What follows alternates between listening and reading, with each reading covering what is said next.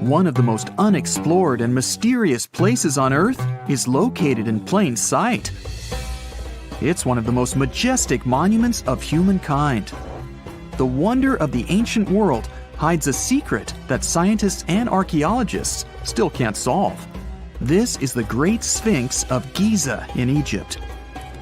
The huge sculpture of a lion with a human head was carved out of rock about 4,500 years ago. Scientists still don't know the exact date of its creation and are also unaware of who built it and what for. There are many assumptions and theories, but none of them has been confirmed. Most people have seen this majestic sculpture either in photographs or in reality, but almost no one knows what's hidden underneath it. The statue of the Sphinx was carved from a single piece of limestone. It was painted. The remains of color pigment on the surface prove this. In the distant past, the Sphinx looked much brighter and more colorful than what we see now. But even after thousands of years, its greatness hasn't diminished. And by the way, Sphinx is not the real name. It was invented by the Greeks about 100 years or more after its creation. Initially, the Egyptians called the statue Hor-em-Akhet. There are many legends and theories saying the Sphinx is there for a reason. It's like a watchdog that guards the tomb of the pharaoh and the secrets of ancient Egypt. These legends become more plausible when archaeologists discovered hidden entrances at the feet of the Sphinx. They believe that these secret passages are the beginning of the tunnels leading to the halls with treasures. You can find a lot of stories on the internet that claim the Sphinx hides the Hall of Records, a repository filled with ancient and secret knowledge. One of the main artifacts of this repository is supposed to be the records of the ancient mythical state of Atlantis. According to legends, the entire library from this city was moved under the Sphinx. The entrance to this library must be located next to the Sphinx's right paw. Many archaeologists tried to find this entrance, but came away empty-handed. Also, there are many images with detailed diagrams of the underground city that consists of a network of tunnels and chambers under the Sphinx. Someone says there are structures as tall as 12-story buildings hiding underground, but there's no evidence of this. Archaeologists, even after millennia, continue to explore the mysterious sculpture. At the same time, many Egyptians don't want to learn more about the Sphinx. They're terrified of awakening something supernatural. In 1998, scientists discovered tunnels leading to empty caves under the Sphinx. They found evidence of earlier excavations there. It's quite possible that someone managed to find the treasures and take them away. Some people believe Egyptians found some kind of artifact under the Sphinx that has the power of unknown advanced technologies. The artifact is so powerful that it can change the course of history. Of course, most theories are just fairy tales of conspiracy fans, but it's a confirmed fact that the Sphinx hides a system of caves and rooms. There are so many rumors surrounding the Sphinx that it's impossible to understand what's true and what's false. In any case, it's difficult and dangerous to study the sculpture because active excavations can destroy it. And then the entrance to the underground rooms can get blocked by rocks and lost forever. Also, further exploration requires a lot of money, and financing is not always easy to find. But the main reason? It's too risky. There's no guarantee that people will be able to get out of the underground labyrinths. For these reasons, scientists and archaeologists have been exploring this majestic structure for so long. Another famous architectural monument with a secret is Mount Rushmore in South Dakota. Everyone admires the images of the US presidents' faces carved into the rock, but few people know that there's a secret room hidden behind the head of Abraham Lincoln. The architect of Mount Rushmore wanted to carve slabs on the rock with the record of the main stages of the country's history. But his plan was too complicated to carry out. Then he was offered to implement it on a much smaller scale, to build a secret room inside the mountain. The idea was to save this knowledge so that future generations will always remember the history of their country. Unfortunately, the architect didn't have time to finish his work. The construction stopped for several decades. But in the late 90s, the project was resumed. Porcelain enamel panels depicting the history of the U.S. were placed in the room. It's possible that these plates will be stored there forever. But people can't see them, at least for now. The room is inaccessible to tourists, as it's too difficult to get inside. Another secret room is located in the Empire State Building. More precisely, it's not even a room, but a place where you can take cool photos. Almost all tourists gather on the observation deck of the 86th floor to enjoy a stunning view of Manhattan. But there's another deck with panoramic windows on the 102nd floor. There are way fewer people there because almost no one knows about that place. Fortunately, access to this deck is open to everyone. You probably won't have to wait in line for a long time to take a photo. You'll feel special because you're in such a secret place where there are almost no people. But the coolest place is even higher, on the 103rd floor. This is a spacious observation deck where celebrities get their photographs taken. It's not a public place, but if you know the right people, you can get there. There are almost no security measures on the site. Only a low ledge between you and an abyss. That's why crowds of people are forbidden from coming here. It's not so easy to get there, and you're unlikely to succeed without a guide. First, you need to choose the right elevator that will take you there. Then you'll go through several engineering rooms filled with pipes, electrical panels, and other technical stuff. The final part of your way is a set of stairs inside a tiny corridor. And here you are, at the top of New York. Now we're in Paris. See the Eiffel Tower? Inside it, there are restaurants and observation decks. But if you try hard, you can find a secret apartment. Now it's a museum, but it was built so that people could live in it. The architect of the tower, Gustav Eiffel, created this apartment in 1889 for himself. It's almost at the very top of the Eiffel Tower. Imagine what a beautiful view he observed every day. He was the first and only tenant. No one else could gain access to this place. When the architect passed away, the apartment remained empty for a long time. Only recently, they restored it and turned it into a museum. Inside, the epoch of the last century is recreated.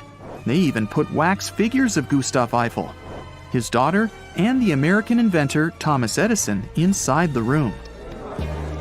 This place is filled with an endless stream of passengers, office workers running late, visitors from other cities, noise, and train whistles. At Grand Central Station in New York, among all these sounds, you can hear the sound of a ball hitting a racket, if you're in the right place. A real tennis court is hidden inside New York Central Station. It belongs to a tennis club that arranges corporate games for employees of many companies. The club was opened in the 60s. Now we're moving to London, Charing Cross Road. It isn't easy to find one secret place here. To do this, you need to look carefully at your feet. Do you see these sewer grates in the asphalt? Inside them, you can notice two signs with the name Little Compton Street. Yeah, there's another street right below you. It disappeared from all maps at the end of the 19th century. Charing Cross Road was built over it. The identification signs that you see are part of old engineering tunnels. There's another interesting place in London. It's located in the southeast corner of Trafalgar Square. At first glance, it looks like a thick lamppost, but there are too many tourists walking around. You come closer and realize that one person can easily fit inside the post. The lamppost belongs not to an electrician, but to a police officer. Yeah, this is the smallest police station in the world. It was built in the 1930s and used as a watch post. Officers had to sit there one by one and watch Trafalgar Square. That always attracted a lot of pickpockets and all kinds of other criminals. Whenever you hear about ancient ruins, you almost never picture them being suspended somewhere. or just randomly hanging on the branch of a tree, right? In fact, for most of the ancient artifacts we have exposed in museums all over the world, archaeologists did quite an impressive amount of digging. You see, buildings have this funny way of fading away over time if not properly taken care of. Sometimes we need to reuse some building materials, so an older construction may be sacrificed in the process. Other times, houses are abandoned, and once they are exposed to the elements on the surface, like rain or sunlight, they don't really stand a chance. Some just simply crumble away due to good old erosion. So the only way a piece of architecture can survive the test of time is if it's somehow gotten buried deep down. Now, how did they end up buried in the first place? Well, it's quite the comedy of errors. Ancient cities had a habit of gradually raising their ground level like a kid adding toppings to their ice cream sundae. You see, these settlements were always busy collecting food and building materials to keep up with their ever-growing population. But hey, who has time to deal with waste and rubbish? It wasn't exactly high on their to-do list back in the day. So when it came to building new houses, ancient civilizations found it much easier to save their sweat and tears by piling up the rubble and constructing right on top. But that's not all. Rivers would also occasionally flood and deposit a layer of sediment on the city floors, further encapsulating those ancient constructions. And in those dry regions like the desert, where the wind likes to show off its sand and dust dance moves, you can bet it was a constant struggle to keep the establishments clean. One hilarious example is the Sphinx, which had its head buried in sand until a group of archaeologists unearthed it in 1817. Some ancient towns eventually got covered up because they were completely abandoned. With less human activity to control their expansion, plant seeds couldn't resist the opportunity and sprouted all over the place. They gobbled up carbon dioxide from the air and grew, adding more and more bulk to the ground. Those cheeky roots even decided to stabilize the soil made from decaying plant matter, creating layers upon layers of earthy goodness. It's like the ultimate DIY project Mother Nature embarked on, with plants as her loyal helpers. The act of digging into the secrets of ancient civilizations is not just about unearthing a lost world. It's also an epic quest to reveal the hidden treasures beneath layers of history. But how do archaeologists know where to dig in the first place? If everything is covered in layers upon layers of sediments, debris, and plant roots, they must have some sort of system they rely on before embarking on a new project, right? For starters, they're not always the ones suggesting an archaeological dig in a certain location. Let me explain. Let's say you're a contractor and you want to build a new fancy apartment complex in your city. Some local legislations have certain requirements before your project can start, though. For instance, before anyone starts building on a piece of land, they might need to bring in specialists to check the soil. These clever folks can be archaeologists, geologists, or paleontologists, and they need to keep an eye on things during development. If any artifacts or ecofacts, fancy word for organic remnants, are discovered, these experts swoop in to excavate and study them. But what about sites that have nothing to do with bulldozers and yellow hats? Archaeologists have more than one trick up their sleeves when it comes to locating ancient hotspots. They dive deep into historic records with a healthy dose of detective work. By sniffing out old documents and maps, they can piece together the puzzle of human activity in a specific area. If a site has been visited before, it's even better. Finding records of past excavations or historical accounts can give archaeologists lots of information on where to continue their treasure hunt. Before archaeologists start swinging their shovels, they engage in a bit of a visual scan mission. Armed with a grid system, they'll stroll around the site, keeping their eyes peeled for any artifacts that might be hiding just beneath the Earth's upper layer. From groundstone tools to historic glass and even ancient garbage dumps, yes, they're also valuable. These keen-eyed explorers can spot signs of human activity faster than most people. If they stumble upon midden soil, fancy term for a garbage dump, they know for sure that humans once called this place home. Archaeologists don't just rely on their trusty shovels, though. They have an arsenal of gadgets to aid in their search for hidden wonders. Geophysical tools are like their secret weapons. Take the resistivity meter, for example. This clever contraption measures the electrical component of the soil and any buried features or artifacts. A buried wall, for instance, will create a different resistivity reading than the surrounding soil. Magnetometers and ground-penetrating radar work in similar ways, showcasing potential hints of ancient treasures in the soil. And who could forget our trusty old friend, the GPS? It helps archaeologists map out precise locations, like a high-tech treasure map, leading them straight to their pot of gold. Care to virtually visit some of the most important archaeological sites in the world? Well, follow me. In the United Kingdom, for instance, you'll find this interesting place called Stonehenge. It's one of many henges scattered around, but this one really takes the cake. Picture this: massive ancient stones standing tall and proud, arranged in a funky outer ring and an inner horseshoe, with some smaller stones thrown in for good measure. And guess what? These amazing stones have been around for over 5,000 years. Talk about a serious case of rock-solid longevity. Now, here's where it gets interesting. According to local folklore, the legendary wizard Merlin whipped out his magic wand and poof! He teleported these massive stones all the way from Ireland. Apparently, some giants had assembled them there, but Merlin decided they would look much better at their new location. Others think it's just the ruined remains of an old Roman spiritual edifice. These amazing structures were built by our Bronze Age ancestors. With their simple tools and limited tech, they managed to create this monumental masterpiece. Impressive, right? Unfortunately, there's still so much we don't know about this area. Stonehenge's initial purpose remains a mystery to this day. Sure, there are lots of theories, but scientists have yet to agree on the subject. However, we do know that it's perfectly aligned to catch the sunrise during the summer and winter solstices. The ancient city of Pompeii is an equally amazing archaeological site. Picture this: Mount Vesuvius, a notorious troublemaker, decided to throw a volcanic tantrum and completely covered this ancient Roman city. It turned it into a time capsule, located outside present-day Naples in Italy. Fast forward to the year 1748, when a bunch of adventurous explorers stumbled upon Pompeii. Lo and behold, they discovered a treasure trove of well-preserved goodies: streets, houses, food. Probably a bit stale by then. Blingy jewelry, fancy sculptures, colorful frescoes, everyday household items, and even animal and human remains. It was like an epic archaeological party. From the looks of it, Pompeii had it all. Fancy houses and villas, a massive 20,000-seat arena, cute little artisan shops, hangouts like taverns. And let's not forget the saucy spots like those luxurious bathhouses for some intense pampering. There's also the sanctuary of Apollo, where people used to gather for their daily dose of worship. And of course, the bustling heart of the city, the Forum of Pompeii, where all the cool people used to hang out. And guess what? Pompeii is so cool that it made it to UNESCO's World Heritage List back in 1997.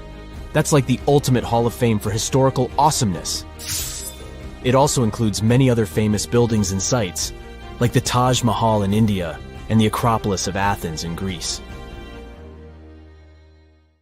Over 200 mysterious tombs were found in the desert between the Nile and the Red Sea. That would make sense if they belonged to ancient Egyptians, except they didn't. They were much older. So who were these people? And more importantly, what happened to them? This all started when archaeologists were using satellite images to look for strange things in the Atbai Desert. Then, something stood out. They kept finding these large, circular mass graves filled with the bones of people and animals. And some of them were carefully arranged around one key person in the center, maybe a chief or another important member of the community. They found 280 enclosure burials in total, 260 of which have never been documented before. Some were up to 260 feet wide, with humans, cattle, sheep, and goats buried inside. And now, researchers are more confused than ever, because this wasn't the first time something like this had been found. Similar large circular burial monuments have already been found in the deserts of Egypt and Sudan. And now, these newly discovered tombs seem to be part of a much bigger picture. What once looked like isolated examples is now starting to look like a clear pattern.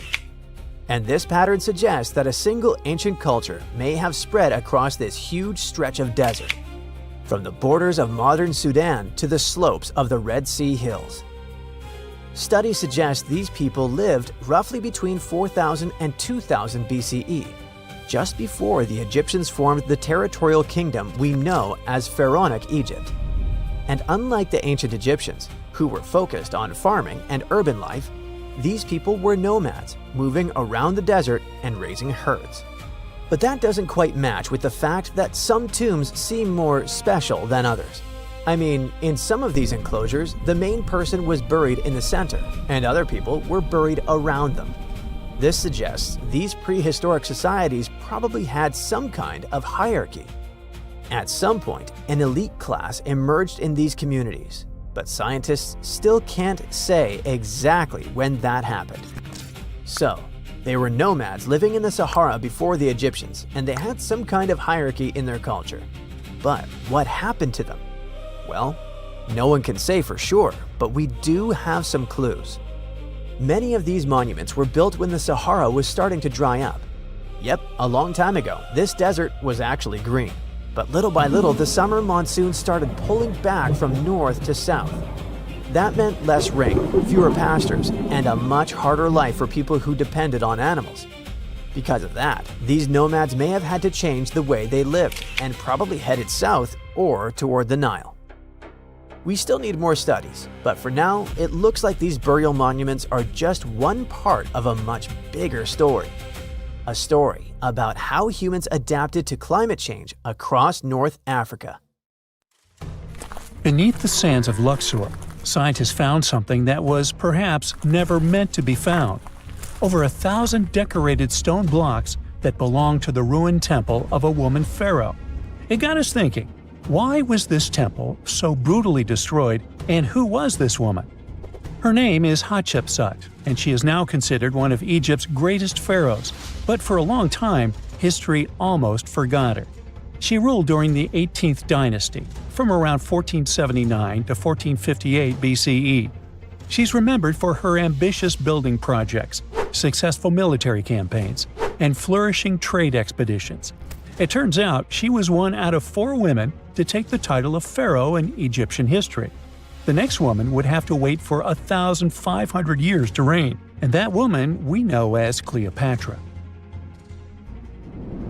The story of how Hatshepsut got to be a pharaoh is the most colorful part of this tale.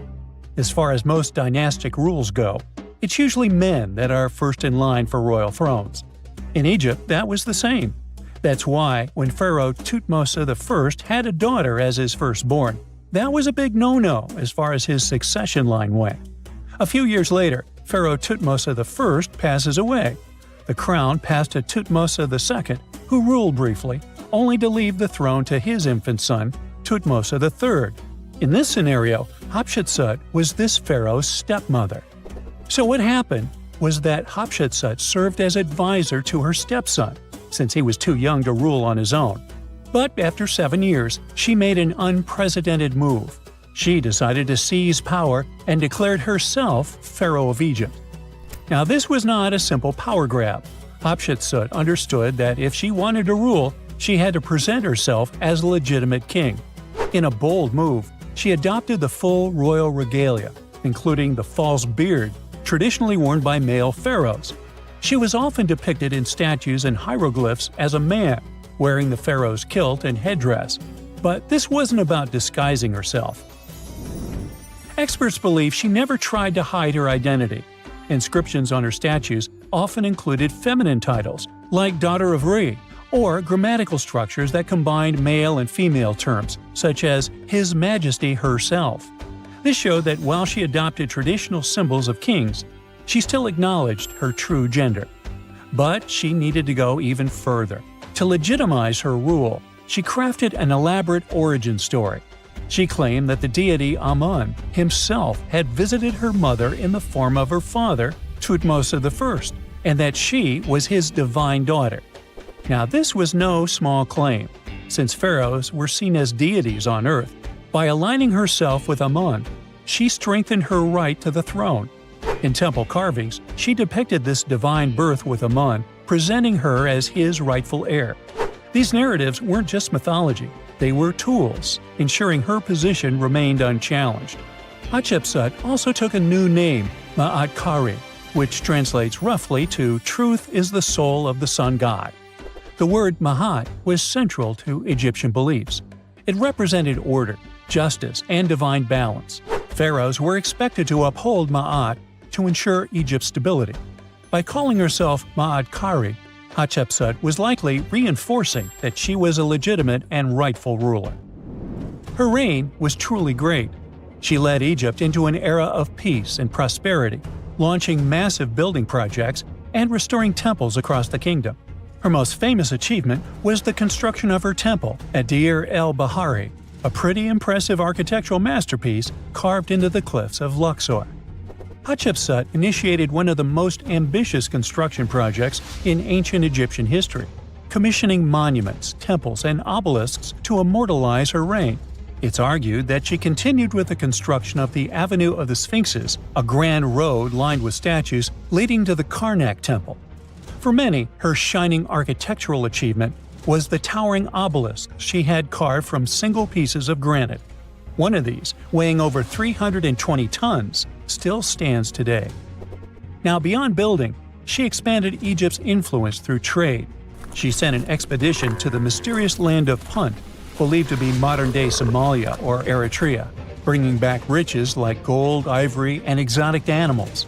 Her fleet of ships sailing the Red Sea marked the first recorded trade mission of its kind, establishing economic ties that would benefit Egypt for generations.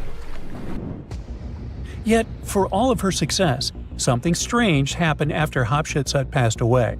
Her successor, aka her stepson Thutmose III, who had been overshadowed by her rule, took a drastic step. He ordered her name to be erased from history. Her statues were defaced, her inscriptions chiseled away, and her achievements credited to other rulers. It was as if she had never existed. Some believe Thutmose III wanted to reclaim his rightful place as pharaoh, while others suggest that later rulers, uncomfortable with the idea of a female pharaoh, sought to restore traditional male dominance. The story gets even more tragic. The power struggle between stepmother and stepson continues, since, even after her passing away, Thutmose III built his own temple right next to Hatshepsut's at the Valley of the Kings. But he built his temple with one deliberate modification. His monument was built 11 feet higher than hers. Mind you that this was no accident, it was a symbolic statement. He wanted to overshadow her legacy. But history had other plans. Hatshepsut's legacy started to be rediscovered in the 19th century, and it was only through careful archaeological investigation that her reign was properly recognized. Today, Hatshepsut is remembered as one of Egypt's greatest pharaohs. Her reign, once erased, has been reconstructed through constant archaeological discoveries, proving that her power and influence could not be so easily forgotten. Her resting place had been hidden in plain sight, her body removed from its original chamber in an effort to erase her from history. This final piece of evidence cemented her legacy, proving that even attempts to erase a pharaoh could not really do it. Hatshepsut's grand temple, Djeser-Djeseru, was a stunning architectural feat, designed to immortalize her reign and solidify her divine connection to Amun. But after her death, her successor, Thutmose III, launched that calculated effort to erase her legacy, and parts of her temple were dismantled. Historians still debate why.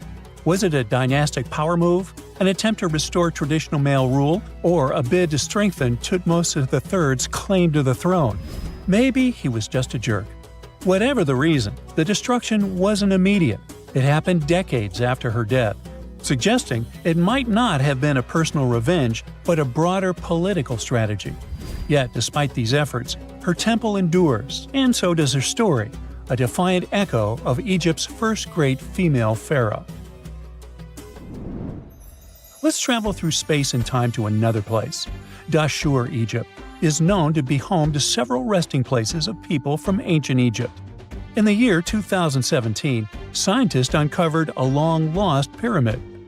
They quickly called the Ministry of Tourism and Antiquities because they suspected it was going to be a big deal. Unlike most pyramids that were found in the area, this one was completely sealed. Lifting the capstone was a delicate process. When they finally managed to open the pyramid, they expected to find an undisturbed chamber. Instead, it was chaos. The place had been looted, and the personal items of the person that had passed away were scattered all over. But in the middle of the wreckage, they found a chest. Using the latest scanning technology, they managed to read the damaged hieroglyphs on its surface.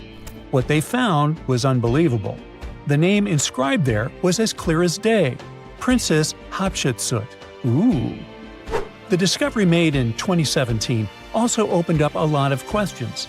After further analysis, scientists discovered the remains belonged to another Hatshepsut. It belonged to a princess that lived during Egypt's 13th dynasty. The fact that her resting place had been looted before it was sealed made scientists wonder, were these ancient people trying to hide something about this public figure? And why is there almost no record about her in ancient Egyptian history? Ooh, stay tuned. It turns out that the Great Pyramid of Giza is even more advanced than we thought. It can handle earthquakes with magnitudes of at least 6.8, and that's a big one. During powerful quakes, while nearby buildings were collapsing to the ground in ruins, the pyramid just absorbed the shaking and stayed standing. Was there a secret mechanism that helped it? More than 4,500 years ago, ancient Egyptians built one of the heaviest structures in human history, the Great Pyramid of Giza. Pharaoh Khufu ordered its construction around 2500 BCE, and it took about 26 years to finish. Workers dragged and stacked more than 2.3 million stone blocks, and some of them weighed several tons each. The finished pyramid was about 480 feet tall. It's just a bit lower than the Ritz Tower in Manhattan, which reaches 541 feet. But that might not even be the most shocking part. The pyramid was likely built to handle earthquakes. Recently, researchers from Egypt and Japan decided to study how vibrations move through the pyramid. Now, the pyramid is over 4,600 years old, so they didn't want to shake it on purpose and risk damaging it. But they still managed to test about 40 different spots inside and around the giant structure with the help of special equipment called highly sensitive accelerometers. Their tools measured tiny waves moving through stone. Ultimately, it could help them figure out what would happen if the ground started shaking. It turns out that instead of concentrating all the force of vibrations in one place, the pyramid spreads the energy through the structure. In simple words, it behaves like a giant shock absorber. The vibrations weaken while moving through the pyramid, instead of building up and cracking it apart. Egypt has been shaken by earthquakes many times over thousands of years. Some of them were strong enough to wreck entire parts of Cairo. And while some nearby buildings were badly damaged or completely destroyed, the Great Pyramid is still standing. Scientists say that the structure is incredibly balanced. The huge weight is distributed so evenly that the pyramid remains stable even when the ground moves underneath it. The shape helps too. A pyramid pushes weight downward and outward, and this makes it harder for its parts to collapse inward. For example, in 1992, a massive earthquake hit Egypt. It had a magnitude of 5.9, and its epicenter was about 20 miles southwest of Cairo. It damaged or destroyed more than 129,000 buildings. Old tombs near the Valley of the Kings had to be reinforced so they wouldn't collapse. But the Great Pyramid didn't really care, having lost just one stone. One big reason is the pyramid's design. Its base is enormous, more than 755 feet wide. That wide bottom helps spread out force and keeps the structure stable during shaking. The pyramid is also extremely symmetrical. This helps balance pressure from all sides. Plus, underneath, there's solid bedrock that acts like a super strong foundation. Then, there are the blocks themselves. Ancient builders used huge limestone blocks that lock together like giant puzzle pieces. During an earthquake, such a structure can absorb and spread vibrations. It won't crack apart right away. The Great Pyramid wasn't Egypt's first attempt at pyramid building. Earlier rulers had already been experimenting for many generations. For example, more than 100 years before Khufu, Egyptians built the step pyramid at Saqqara. Instead of having smooth sides, It looked like giant stone stairs. Later, Khufu's father started building larger pyramids with smooth outer sides, much closer to the famous pyramids we know today. Over time, Egyptian builders kept learning what worked and what failed. Yep, some later pyramids tried cheap shortcuts. One pyramid used part of a natural hill to save materials. But that made the structure less stable because fewer blocks locked together. Another pyramid, called the Black Pyramid, was built mostly from mud bricks. True, it was cheaper, but also much weaker. No wonder it aged horribly. Rain and erosion slowly destroyed the structure. Some of those later pyramids eventually collapsed completely. But let's get back to the Great Pyramid and its earthquake survival skills. Scientists actually went inside it and measured its vibrations. They studied places like the King's Chamber, the Queen's Chamber, underground tunnels, and hidden rooms above the King's burial chamber. They found out that the entire pyramid vibrated almost perfectly evenly from one stone block to another. It means that the whole construction moves together as one giant object instead of shaking apart in different directions. And that's the most important thing during an earthquake. Now, the ground around the pyramid vibrates very differently, at a much lower frequency. So, when the earth shakes, the pyramid doesn't fully sync up with those dangerous vibrations. And that helps reduce the force moving through the structure. Imagine pushing someone on a swing. If your timing matches the swing, it goes higher and higher. But if the timing is off, the movement weakens. The pyramid seems to work the same way with earthquakes. Scientists also discovered something else inside the structure. Above the King's Chamber, there are several small relieving chambers. And no, they aren't bathrooms. Before, many people thought that they only help support the weight of the ceiling. But now, researchers believe that those chambers may also help weaken earthquake vibrations before they reach the most important inner rooms.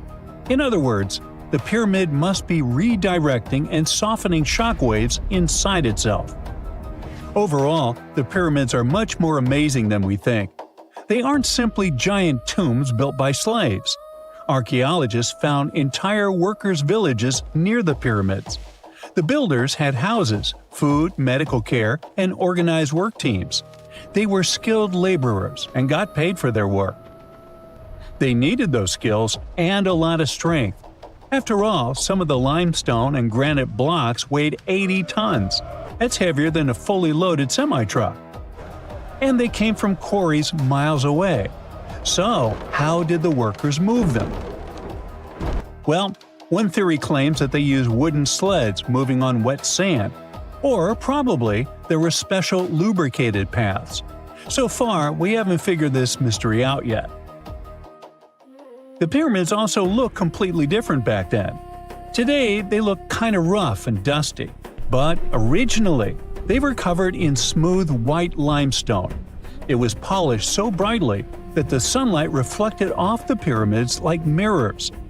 Inside the Great Pyramid, the temperature stays close to 68 degrees Fahrenheit almost all the time, even when the desert outside gets scorching hot during the day and freezing at night.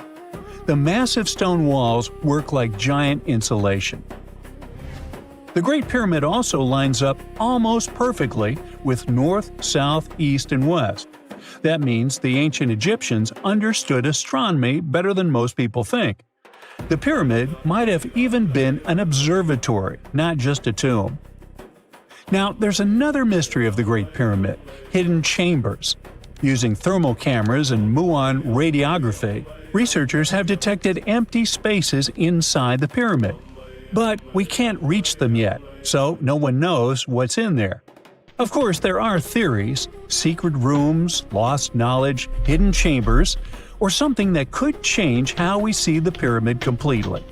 Because the strange part is, even though the pyramids are supposed to be tombs, no one has ever found a mummy inside the Great Pyramid. The whole complex is huge. Giza isn't just 3 pyramids. There are smaller satellite pyramids, temples, worker villages, and long walkways connecting everything.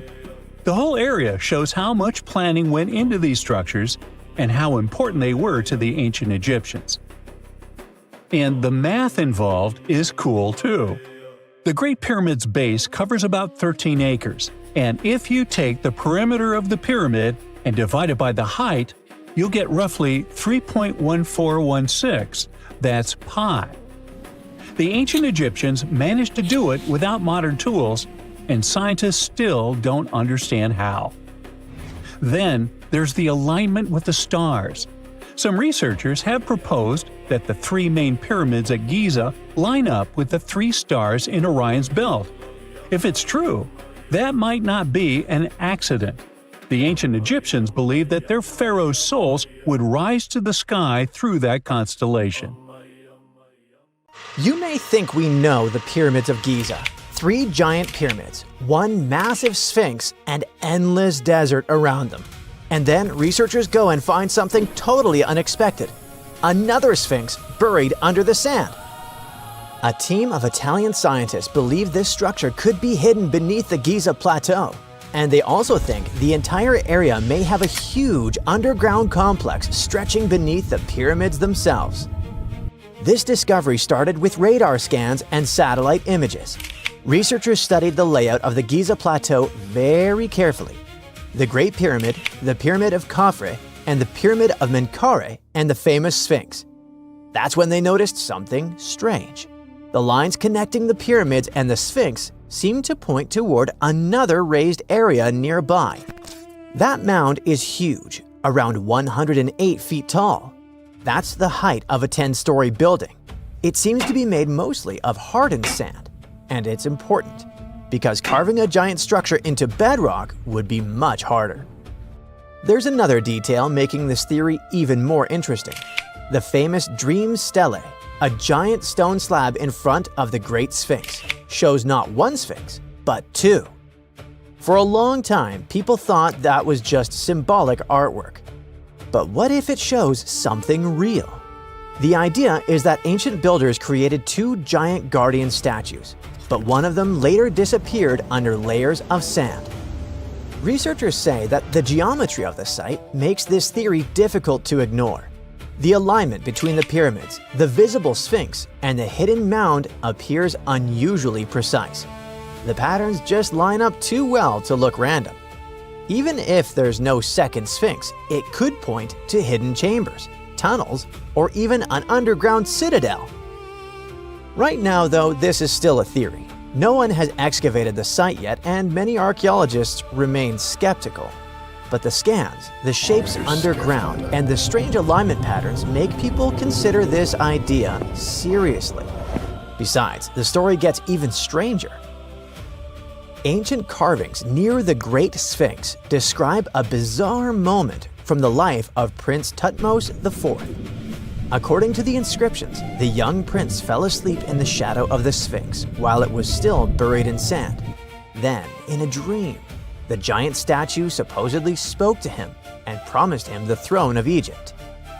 But only if he cleared the sand away and uncovered it. That story was carved into stone thousands of years ago. Could it contain clues we've missed for centuries? To get more data, the team scanned the ground beneath the Great Sphinx, the nearby pyramids, and the area that connects the Sphinx to the Pyramid of Khafre, the second largest pyramid at Giza. And according to the scans, strange structures may exist deep underground. Vertical shafts, long horizontal tunnels, and branching passageways. Researchers think that some of these formations connect into a massive underground network stretching below the pyramids and the Sphinx. The coolest thing is that the underground patterns seem to be symmetrical. The hidden structures beneath the area mirror each other almost perfectly. That symmetry is one of the main reasons the researchers think this isn't some random geology. The theory itself didn't appear out of nowhere either. More than 10 years ago, Egyptologist Bassam el-Shamma also suggested that once a second Sphinx could have existed. He based this idea on ancient Egyptian records and myths describing lightning striking the Sphinx. He thought that those stories could actually refer to a real monument that no longer existed. It could vanish because of time, weather, or even ancient beliefs. Most Egyptologists don't accept this idea, and only a small group of people support it. After all, no excavations have confirmed the existence of a hidden sphinx or underground city. But the radar scans, the underground patterns and ancient carvings, and the strange symmetry beneath Giza might mean that we still have no idea what's really buried under the pyramids. At this point, researchers are still waiting for permission from Egyptian authorities to study the mysterious mound more closely. At least, we know much more about the Great Sphinx of Giza, one of the oldest and most mysterious monuments on Earth. The statue is gigantic. From its front paws to its tail, it's about 240 feet long, almost the length of a football field. It rises around 66 feet, about as tall as a 6-story building, and at its widest point, the body reaches over 60 feet across. To construct it, ancient builders didn't move giant blocks into place like they did with the pyramids. They actually cut the Sphinx straight out of the rock beneath the desert's surface. Over the centuries, wind, sand, and humidity slowly damaged the monument. Large parts of the Sphinx had to be repaired again and again. Workers added layers of limestone blocks around the base to stop the structure from crumbling. And then there's the missing nose, probably the most famous mystery. A lot of people believe Napoleon's soldiers blasted it off with cannons during the French campaign in Egypt, but that story isn't true. Drawings from before Napoleon even arrived already show the Sphinx without its nose. Interestingly, researchers who studied the face found marks suggesting someone deliberately broke the nose off with the help of such tools as rods or chisels. But nobody knows exactly who did it or why. Now, most people call the statue the Sphinx, but technically, that's not even correct. The creature from Greek mythology had the body of a lion, the head of a woman, and wings. But the one in Egypt looks different. It has a lion's body, a human head, and no wings at all. So technically, it belongs to a totally different category. Even its name changed over time. Ancient Egyptians didn't originally call it the Great Sphinx. Thousands of years ago, people linked it to powerful deities connected to the sun and the horizon. Later civilizations gave it completely different names, so the monument kept changing identities with time. Nobody truly knows who built it. A lot of experts believe Pharaoh Khafre ordered its construction around 2500 BCE because his pyramid and temples are nearby. Plus, the face of the Sphinx looks similar to the statues of him. But there's a problem. No inscription directly says he built it, so other researchers think someone else created it. Plus, archaeologists have found something else that makes the story even stranger. Near the Sphinx, they've uncovered abandoned tools, stone blocks, and even unfinished meals left behind by workers. It looked like people suddenly stopped working and walked away in a hurry. The workers themselves weren't starving slaves like many people imagine. Excavations showed they ate high-quality meat, beef, sheep, and goat. That kind of food was expensive in ancient Egypt, so the workers were likely skilled laborers with an important status. The Sphinx also looked completely different back then. Today, it has this faded sandy color, but thousands of years ago, it may have been covered in bright paint. Researchers found traces of red on its face and hints of blue and yellow on its headdress. Sadly, even restoration works may cause damage. During repairs in the early 20th century, parts of the Sphinx's headdress broke off. Later restoration attempts used materials that actually harmed the soft limestone underneath. At one point, a huge chunk crashed off the statue's shoulder. The Sphinx also once had a beard. And today, pieces of that beard are kept in museums in London and Cairo. But even here, researchers argue. Some experts believe the beard belonged to the original statue. Others think people added it centuries later during restoration projects. Despite its terrifying appearance, the Egyptian version of the Sphinx was actually seen as a protector. The evil, dangerous version most people know comes mainly from Greek mythology. Ancient Egyptians viewed their Sphinx very differently. To them, it represented power, protection, and divine authority. You're digging in Egypt's famous Saqqara necropolis, also known as the ultimate VIP graveyard for pharaohs, when suddenly you find a giant pink door hiding something no one knew existed. Behind this giant stone door, one that wasn't supposed to open, by the way, you find a lost tomb of Egyptian royalty. Alright, history lovers, it's time to buckle up because archaeologists just pulled off something straight out of an Indiana Jones movie. Let's travel all the way to Saqqara, one of Egypt's most mysterious and treasure-packed ancient sites. The star of the show? The prince you've probably never heard of, Prince Userefre, son of King Userkaf. No one important, just, the founder of Egypt's 5th dynasty. No big deal. But the way his tomb was discovered… It all started with a massive door, made of pink granite, no less. But this isn't just a regular stone slab. This thing is about 14 to 15 feet tall and 4 feet wide. A giraffe could easily walk through it. This door is also definitely heavier than your neighbor's SUV. But here's the twist. It wasn't a real door. It was a false door, a symbolic gateway meant to allow the spirit of the deceased to pass between the world of the living and the afterlife. Normally, that's where the story ends. After all, false doors are common in tombs. But this one was extra special. You see, false doors were usually made out of limestone, which was pretty common and found everywhere in Egypt. To build one out of red or pink granite, people had to bring these rocks from a quarry located 400 miles away. And you can bet this wasn't a cheap trip. According to Egyptologists, this is the first time a false door of this size and material has ever been found in Egypt, making it a totally unique piece of architecture. Aside from being super expensive, this one had a surprise behind it too. When the team of researchers investigated further, they realized that this false door actually hid a real entrance. And what did it lead to? A hidden tomb, packed with statues, relics, and secrets from over 4,000 years ago. The tomb belonged to Prince Userefre, but you can call him Wasar-Efra, or Wasar-Efra too. Despite being totally erased from history, this fella was no minor noble. The hieroglyphs on the pink granite door listed him as the hereditary prince, governor of Buto, En-Nekeb, royal scribe, minister, judge, and priest of chance. Phew! He was like the ancient Egyptian version of Daenerys Targaryen. These inscriptions not only identify his political and religious roles, but also suggest he held significant power in Lower and Upper Egypt, bridging both regions through his titles. One title in particular, the Priest of Seker, links him to the deity of the necropolis, the one with the falcon head. This god was the patron of the living and god of the dead at the same time.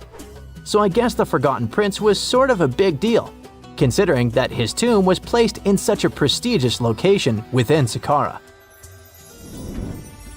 What's even more mysterious is that Prince Userefre doesn't appear in official king lists or royal family trees, which makes us wonder if he passed away before he could rule, or if his legacy was deliberately erased in one of ancient Egypt's classic political dramas. Some scholars now believe his erasure might be connected with shifting religious or political power struggles during the early 5th dynasty, especially as his father Userkaf was reshaping Egypt's religious order. And speaking of his father, King Userkaf was a total game changer. He wasn't just the founder of the 5th dynasty, he also kicked off a religious revolution by promoting the sun god Ra over older deities. That's right, Userkaf built the very first sun temple at Abu Sir, setting off a dynasty-wide obsession with solar worship. After Userkaf wrapped up his short but revolutionary reign, a whole lineup of pharaohs took the stage. Sahure, Neferirkare, Nusere-Ini, basically the boy band of the 5th dynasty. And these guys were all about two things: building pyramids and making money. They weren't just stacking stones, they were expanding Egypt's influence, opening up trade routes to far-off lands and blinging out their temples like it was nobody's business. Back in the tomb, things got even cooler. There was a beautiful red granite offering table covered with inscriptions detailing ritual foods, like an eternal menu for the afterlife, because they believed the deceased could magically eat this food. Fun fact, it was the funerary priests and their families that actually ate the food. There were also pottery shards, amulets, and painted walls, but the real showstoppers were the statues. And this is exactly where things get weird, in a good way. The team found statues of King Djoser, the guy who built Egypt's first pyramid, his wife, and their 10 daughters, inside Prince Userefre's tomb. Hold up, Djoser lived a few centuries before Usarkaf, so what were his statues doing there? Turns out, scientists don't really know. These statues were built during the reign of King Djoser himself and probably belonged to that first ever built pyramid. Experts believe these statues were probably relocated during the 26th dynasty, thousands of years after Djoser, maybe to protect them from destruction, or maybe because they were still venerated. Basically, ancient Egyptians were hoarders, but classy ones. Scientists also know for a fact that some engravings and statues found there were made way later, which means that this tomb probably turned into a deposit for fancy stuff. Or maybe this was just really ancient interior decorating. Anyway, that wasn't all. There was another pink granite entrance on the eastern side of the tomb, with inscriptions linking back to King Nefertiti, another 5th dynasty pharaoh who also tried to build his own pyramid, but failed. And near this second entrance, archaeologists found something never seen before in Saqqara: a set of 13 pink granite statues, all sitting in a row on a high-backed bench, like they were waiting at the DMV of the afterlife. Some had elevated heads, probably representing the prince's wives, while others were missing their heads entirely. One black granite statue was found upside down. Maybe it had taken a tumble sometime during the tomb's long, quiet centuries underground. According to archaeologists, the positioning and head shapes suggest that these statues followed a strict social hierarchy, with the central figures likely representing higher status individuals, while the headless ones might indicate unfinished work or later vandalism. And speaking of black granite statues, another one was found standing proudly inside the tomb. Based on its design and inscriptions, it looks like it was placed there during the 26th dynasty, the same time those Djoser statues were probably moved in. This suggests the tomb didn't just sit abandoned, it was reused, adapted, and maybe even honored by later generations. And by the way, black granite was associated with Osiris, the god of the underworld, during the late period, which means that this statue's presence is a clue that the tomb was a ritual space long after the prince's death. All of this, giant granite doors, surprise statues, reused tombs, adds up to a truly thrilling find. Prince Userefre may not be a household name yet, but his tomb is now one of the most fascinating ever found in Saqqara. It tells a story not just of the Old Kingdom, but of how ancient Egyptians kept connecting to their past, even thousands of years later. So, what does it all mean? Why hide a tomb behind a fake door? Why pack it with statues from different eras? And who exactly was Prince Userefre? These are the kinds of mysteries that keep archaeologists digging and keep the rest of us fascinated. In the end, this discovery isn't just about one tomb, it's about how much is still waiting beneath the sands of Egypt. As more gets uncovered, we're reminded again and again that ancient history isn't gone. It's just sleeping behind massive pink granite doors.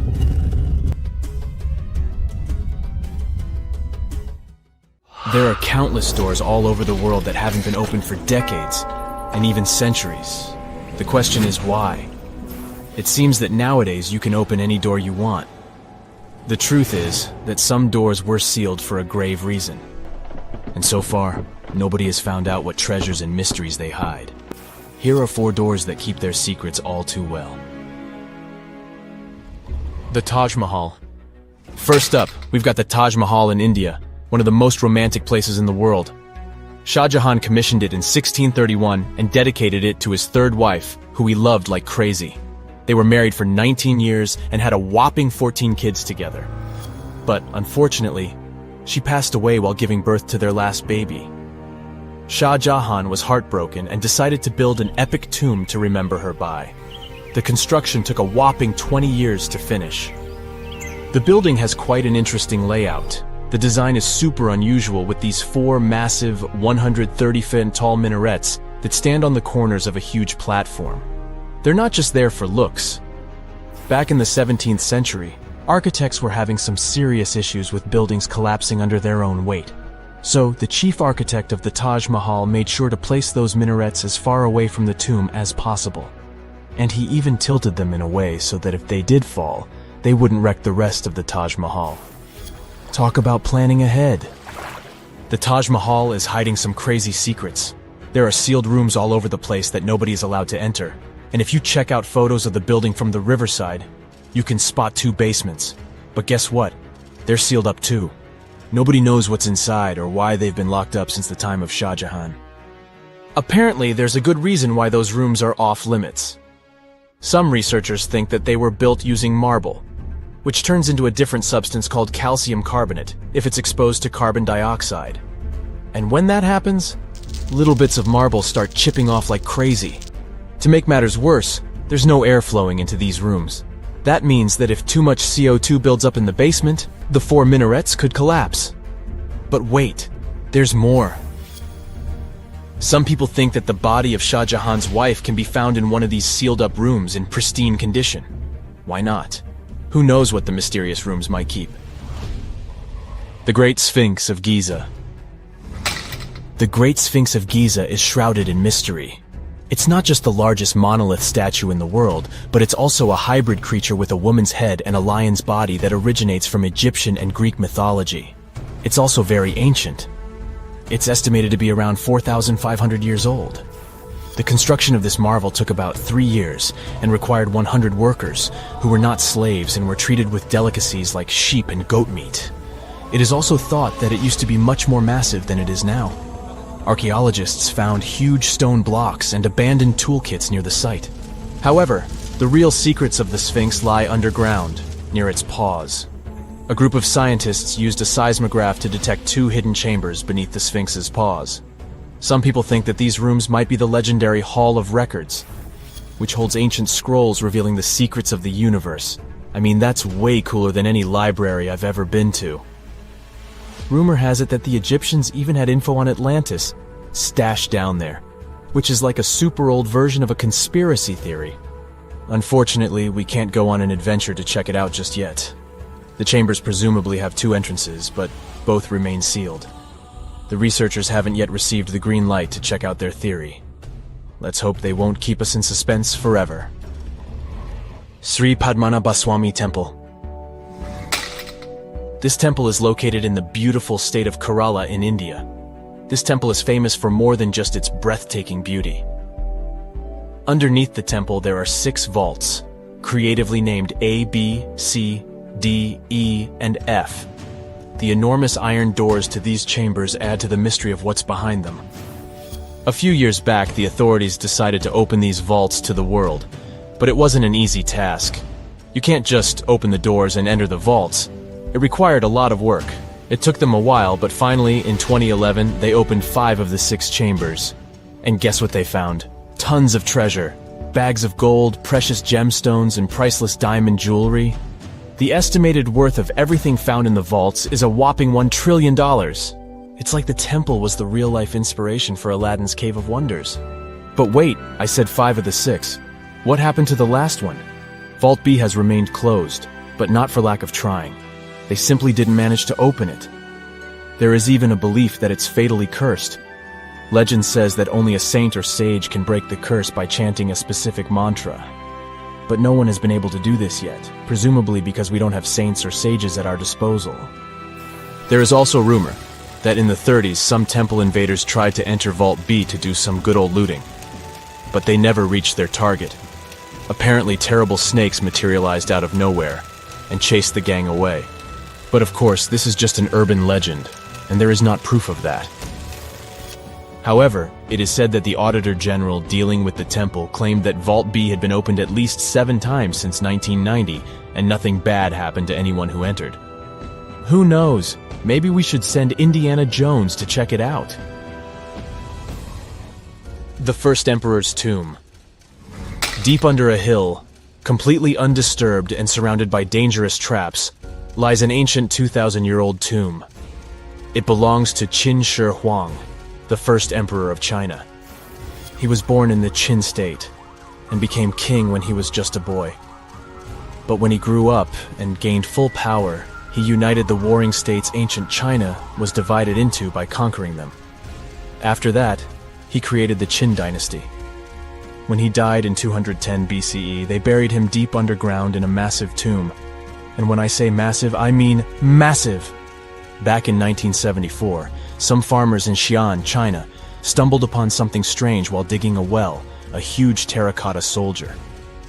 This discovery led to an extensive archaeological dig that has continued for over 40 years, revealing a collection of thousands of clay soldiers.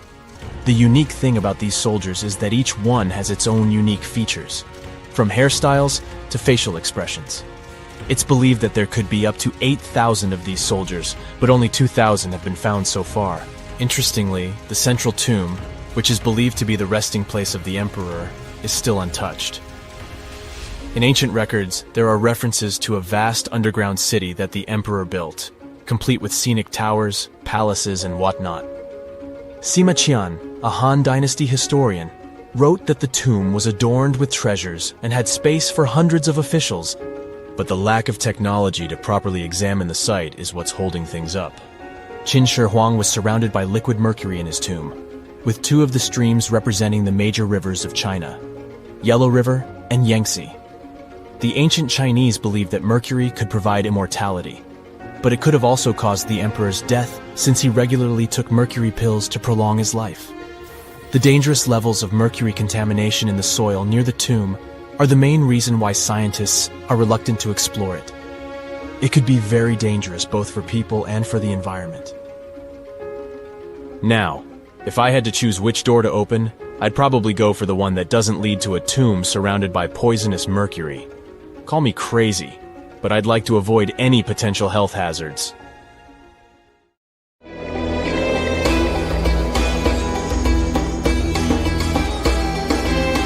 The Great Pyramid was created as the final resting place of ancient Egyptian monarch Khufu.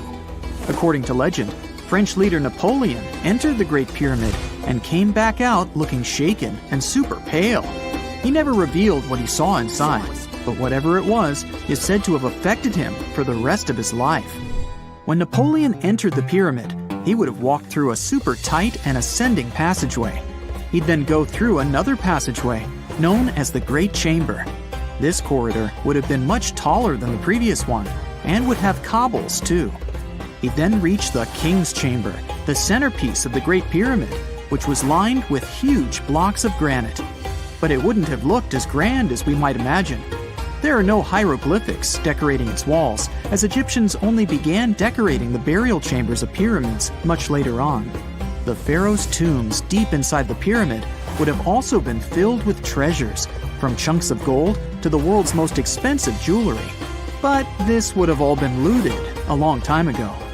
The only thing that probably would have been left in there would have been a huge sarcophagus, which would have once contained the king's mummy. He'd also have to walk past the queen's chamber. This room most likely didn't hold any queens though, as pyramids were usually only built for one person. There are mysterious tunnels leading from here. To this day, no one is really sure what they're there for. And that's not the only mysterious and creepy thing Napoleon may have encountered, as stories of pharaohs leaving ancient curses on pyramids go way back. Many pyramids had warnings written on the outside, telling of horrifying things that would happen to those who entered and disturbed the peace. We might not know what exactly Napoleon found in the Great Pyramid that scared him so much, but we know for sure what was found in Tutankhamun's tomb. Tutankhamun was an ancient Egyptian pharaoh who was only 8 or 9 years old when he took to the throne. He became a cultural phenomenon when his tomb was discovered almost completely intact in 1922. His pyramid sits in the Valley of Kings in Thebes, modern Luxor, which is in Egypt. Unlike the Great Pyramid, Tutankhamun's tomb was covered in beautiful wall decorations. The walls told the story of how he would travel to the afterlife through the underworld. Egyptians believed all people would have to take this journey, so they would fill their tombs with objects and paintings to help them get there. There'd also be spells painted on the walls. They believed this would help people pass over to the next realm. The journey would be pretty long, and for that reason, the ancient Egyptians would also fill the pyramids with food. Tutankhamun's pyramid was filled with 8 fruit baskets. They even found something called gingerbread fruit in there. The rooms were jam-packed with furniture, statues, clothes, and staffs, amongst a whole bunch of other things. You'd likely find a lot of clothes and expensive jewelry in the pyramids as well. The ancient Egyptians wanted their ancestors to travel in style to the afterlife. They put Tutankhamun in his final resting place with over 50 pieces of clothing, all of the highest quality. There were tunics, scarves, gloves, and headdresses, and a ton of jewelry. Bracelets, pendants, necklaces, rings, and scarabs for protection were all found inside. Each of them was made of gold or precious stones. There were also fans made of ostrich feathers to keep the old pharaoh cool in the hot Egyptian sun. But the temperature inside the pyramids never actually went above 68 degrees Fahrenheit. The ancient Egyptians developed a super cool air conditioning system that we don't fully understand even today. Tutankhamun's pyramid also contained 130 walking sticks made from ebony, ivory, silver, and gold to help him on his journey. There were 3 chariots hidden away in case he got tired of all the walking. They also put 11 boat paddles inside, but there was no sign of any boat. The pyramids would be littered with the pharaoh's favorite scents and perfumes. During the excavation of Tutankhamun's pyramid, it quickly became clear that it had been robbed during ancient times. There was damage to doors and traces of oils left in empty jars. It looks like someone raided the pyramid for gold and the scents, perfumes, and oils that had been left for King Tut. There was still a bit of perfume, which was made from coconut oil and frankincense, left in one bottle. It seems like Pharaoh Tutankhamun loved board games. There was an ivory traveling set of senet in his pyramid. Although we don't know for sure exactly how to play it, we have figured out it was sort of an ancient Egyptian version of backgammon. It looks like it was a 2-player game where the goal was to knock your opponent off the board. Not really sure who Tutankhamun's mummy was supposed to play with, though. The ancient Egyptians had some rituals that may seem pretty strange to us.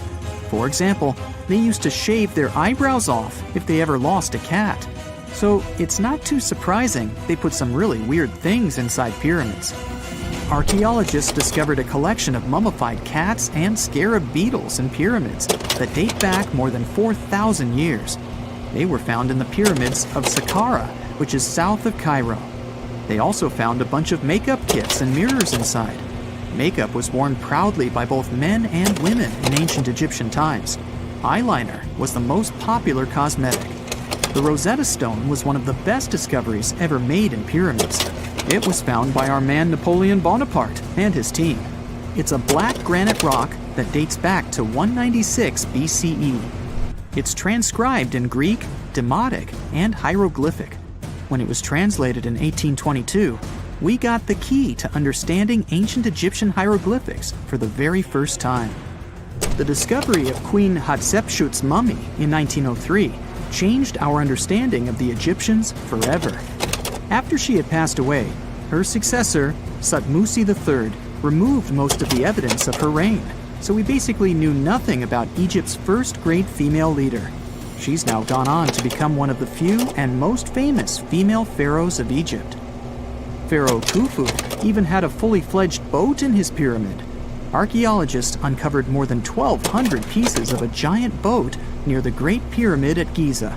They reassembled the boat, and it's a whopping 144 feet long. It's most likely a solar boat, which was designed to carry the resurrected king with the deity Ra. Fun fact, the Pyramid of Giza is the last remaining of the 7 wonders of the ancient world. The other 6 are the Hanging Gardens, the Colossus, the Temple of Artemis, the Mausoleum, the Lighthouse, and the Statue of Zeus. This pyramid was also the world's tallest man-made structure for 3,800 years, and it's the biggest pyramid in Egypt. It took a staggering 2.3 million blocks of limestone, and some weighed as much as 80 tons. It took an incredible 100,000 laborers and a whopping 23 years to build. Its original height was a mega 480 feet. In 2017, archaeologists discovered something weird about Egypt's Great Pyramid. There's a hidden void that's at least 100 feet long, and no one really knows why it's there or what's actually inside it. The weird void is the first inner structure discovered within the 4,500-year-old pyramid since the 1800s. Scientists used cosmic rays to detect the massive hole, but are still no closer today to finding out what's inside. The ancient Egyptians took a lot of care building the pyramids, and everything was strategically placed and structurally sound, so it's super unlikely that this hole is due to blocks falling over time. Loads of pyramids also contain small model figurines called ushabti. These represented attendants. They believed they would come to life to serve the pharaohs in the afterlife. But it's amazing that all this stuff actually fit inside. There isn't actually a huge amount of space inside the structures. It's mostly just rock. When you hear the word mummy, you might get a chill down your spine. That's because most of us associate this word with those creepy characters we've seen in some scary movies. But in reality, mummies have helped us understand a lot about ancient civilizations, their rulers, and about how people used to deal with losing their loved ones. The people most famous worldwide for their mummies are the ancient Egyptians. They believed that some sort of existence after passing away was possible, if certain conditions were met. That's why they insisted on preserving the human body through the process of mummification and placing the mummy in a furnished tomb, kind of like giving it a fully functioning apartment of its own. Why did they believe in this? Well, because they were deeply connected to their natural environment for the most part. They saw the natural cycles around them, like how the sun rose every day, followed by the moon, or how new life was always sprouting from plants, even after they had wilted away. They also believed that the powerful spirit Osiris, who represented the cycle of passing away and resurrection, played a role in this process. To prepare for the afterlife, the ancient Egyptians followed certain rituals, like mummification, which involved using materials like honey, resins, and incense to preserve the body. There's no other mummy more popular than that of King Tut. He was a young pharaoh who ruled over 3,000 years ago in Egypt. The problem with discovering ancient royal tombs is that most of such burial sites were previously robbed. People knew ancient rulers had been left with many valuable belongings, so those locations became vulnerable to thieves. When King Tut's tomb was opened in 1922, people were excited because it had not been robbed, like many other previously discovered royal tombs. That's how well hidden it was. Inside, his mummy was encapsulated in a total of 3 coffins, including one made of gold. The objects found in his tomb showed us what ancient Egypt was like, and studying his mummy also helped us learn about the culture and practices popular at the time when he passed away. We also learned about his family by looking at his DNA. Scientists were able to discover that he had had a disease called malaria and a problem with his foot that might have made it hard for him to walk. Ramses II was another pharaoh in Egypt who ruled for 68 years, which was quite a lot back in the day. He was known for his expansion campaigns and building projects. Many objects from his time as a ruler still exist today, including a large statue of him. Ramses II was about 6 feet tall and lived to be about 90 years old. After looking at his mummy, scientists concluded that he may have had a medical condition that affected his spine. Now, remember those thieves I mentioned before? They are probably the reason why Ramses II ended up in a plain coffin in a secret collection of royal mummies at Deir al-Bahari, which was rediscovered in 1881. Thankfully, archaeologists were able to identify him because his journeys had been recorded on his wrappings. The process was really tedious too. In fact, in ancient Egypt, the mummification process could take a staggering 70 days to complete. A special person would say a very specific speech while delicately handling the body and drying it out using a type of salt called natron. They also used linen and resin to make the body look more lifelike and to wrap it in cloth. The tomb was equally as important for ancient Egyptians. The walls of King Tut's tomb, for example, were adorned with intricate artwork that depicted his journey to the afterlife, from his burial procession to his passage through the underworld. The ancient Egyptians believed that everyone made this journey after passing away, and they filled their tombs with items and paintings to help the person in their spiritual travels. Additionally, the walls of the tomb were decorated with spells from a special book, which contained a collection of poems that the Egyptians believed would help people reach the afterlife. And speaking of how important this journey was, people also placed food in these ancient tombs.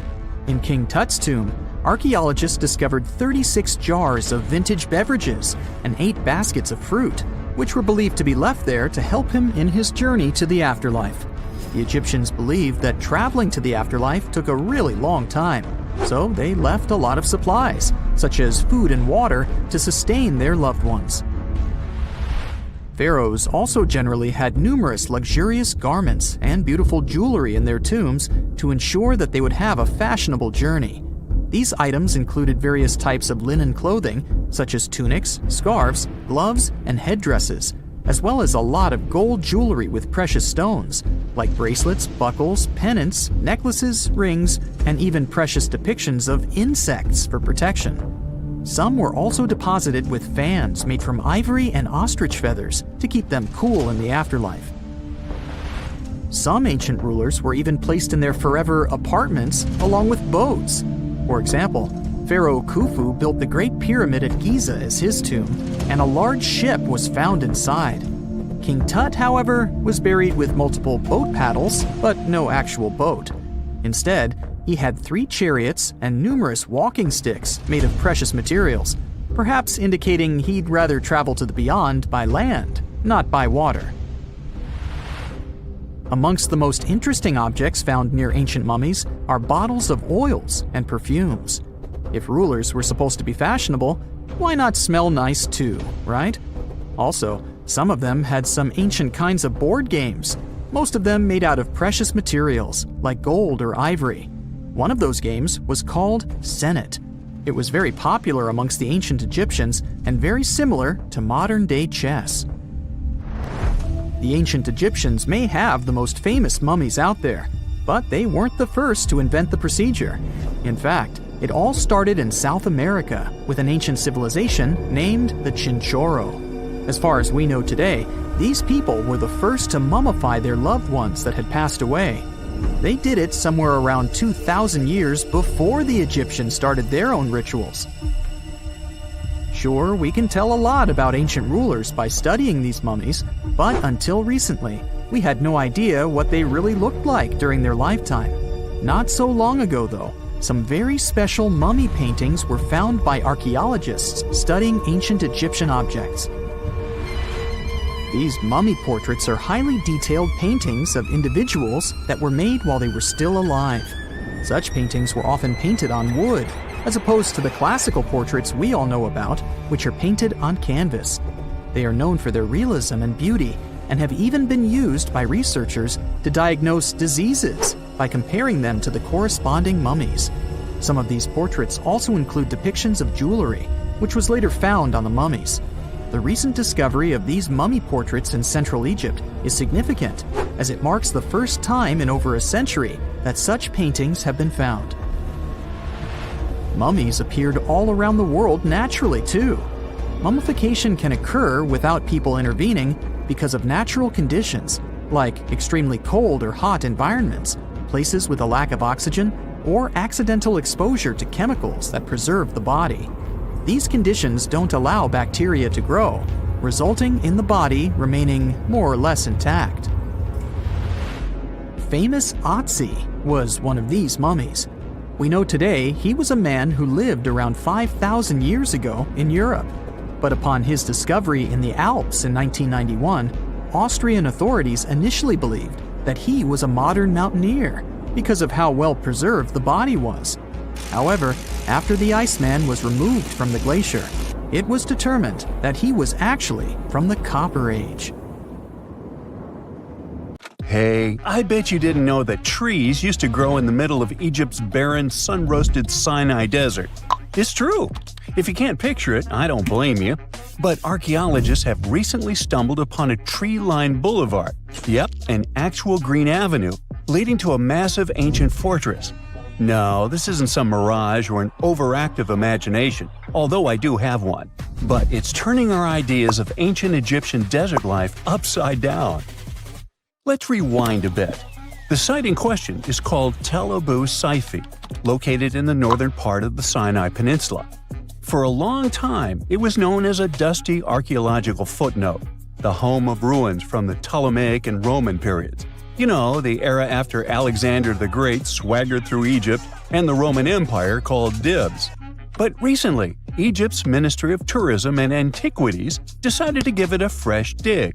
And what they found out turned to be more than just a forgotten outpost. We're talking about a full-on military fortress with defensive trenches, paved roads, lime kilns, barracks for soldiers, and even room for their families. A whole bunch of living quarters right in the middle of a desert doesn't feel very homey until you remember our star, the unexpected Green Avenue. This road was over 300 feet long and 36 feet wide, as long as an American football field, paved with limestone slabs and lined with more than 500 clay planting pits. These weren't for show. They held actual trees, creating a shaded tree-line entrance straight to the fortress. Imagine walking through that, the sun blazing overhead, and suddenly, blessed shade. Ooh. Now, that's not just a grand entrance, that's an ancient red carpet, or maybe a green one. But this wasn't about curb appeal. The existence of hundreds of trees in a desert landscape over 2,000 years ago tells us something big. You see, the Ptolemaic Egyptians weren't simply good at building monuments, they were also masters of water management. In a place where rainfall is rarer than a selfie with a pharaoh, they somehow found a way to grow rows of trees. Now, let that sink in. To irrigate that many trees in a desert, they must have had a sophisticated irrigation or water transport system, something capable of moving and distributing water efficiently in this harsh climate. Maybe they channeled groundwater, or maybe they captured seasonal rain, or maybe ancient sprinkler systems. Okay, maybe not that fancy. But still, it's clear they were ahead of their time. Here's the thing, we already know the Egyptians mastered water control. They harnessed the Nile with ditches and canals to feed distant fields. So irrigation wasn't exactly a mystery to them. They had the skills and the knowledge. And sure, scientists still debate what the Sinai climate was like 2,000 years ago. But many believe it may have once been greener. After all, take one look at those dramatic mountains and rocky landscapes, shaped and sculpted as if by brute force of ancient rivers. And it's hard not to think that water once played a bigger role out there. Plus, archaeologists have found tons of evidence showing that Ptolemaic Egyptians cultivated fruits, vines, and trees on a large scale.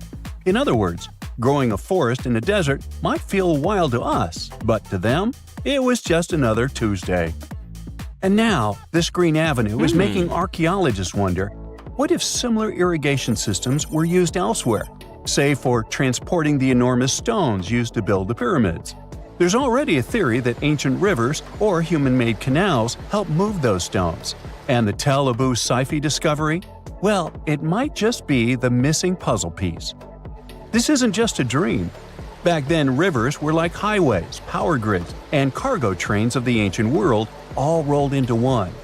Egyptians used them for everything – irrigating crops, trading goods, powering industry, and even mobilizing for war.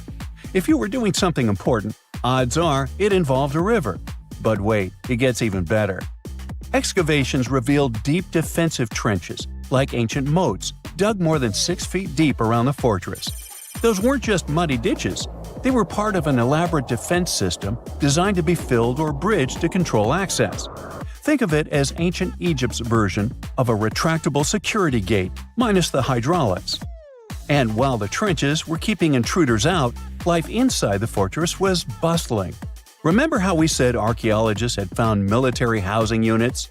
It turns out soldiers might have lived there with their families. So this wasn't just a barracks, it was a thriving community, with meals, routines, kids playing, and probably a whole lot of ancient gossip flying around the dinner table. In addition to all the military stuff, researchers found 4 massive lime kilns used to produce quicklime, an essential ingredient for making construction mortar. These kilns are a big deal because they suggest that during the later Roman period, Tel Abu Saifi turned into an industrial hub. It was like the Home Depot of ancient Egypt, churning out materials to build and repair buildings. But here's where the plot thickens. Underneath all of this, beneath the roads, the trenches, the kilns, archaeologists found the corners of an even older structure, a mystery building. Could it be the remains of a third, much older fortress? Or an ancient cemetery or lost city? Nobody knows yet, but one thing's clear, this story isn't over. Honestly, this might be the coolest archaeological cliffhanger of the decade. So, what does this all mean? Well, for starters, it challenges everything we assumed about desert life in ancient Egypt. For the longest time, deserts were thought of as natural barriers, dry, deadly, and empty. But this find suggests that the desert might have once been green and full of life, not because the climate was dramatically different, but because the Egyptians were incredibly good at bending the environment to their will. They didn't just survive in the desert, they transformed it. It also adds fuel to the fire in the age-old debate about ancient Egyptian tech. If they could build a fortress with tree-lined roads, moats, irrigation, and industry in the middle of the Sinai, is it really such a stretch to imagine they could engineer water channels to move pyramid stones? Forget the Ancient Aliens TV show. Sure, it's entertaining, I'll give you that, but it makes us forget something crucial. Those people were brilliant. A lot of what we call modern technology is recycled ancient ingenuity. And who knows how much knowledge we've lost over time. Meanwhile, the dig continues. Scientists are now mapping the entire Tel Abu Saifi site, trying to piece together how all the structures connect. Some want to analyze soil samples to find traces of old tree roots and maybe even figure out what kinds of trees once grew there. Imagine if they were date palms. We might be looking at the world's oldest snack lane. You already know that the implications of the discoveries don't stop with history books, right? This kind of discovery has modern relevance too. Our world is going through a lot of change, with crazy weather and huge heat waves.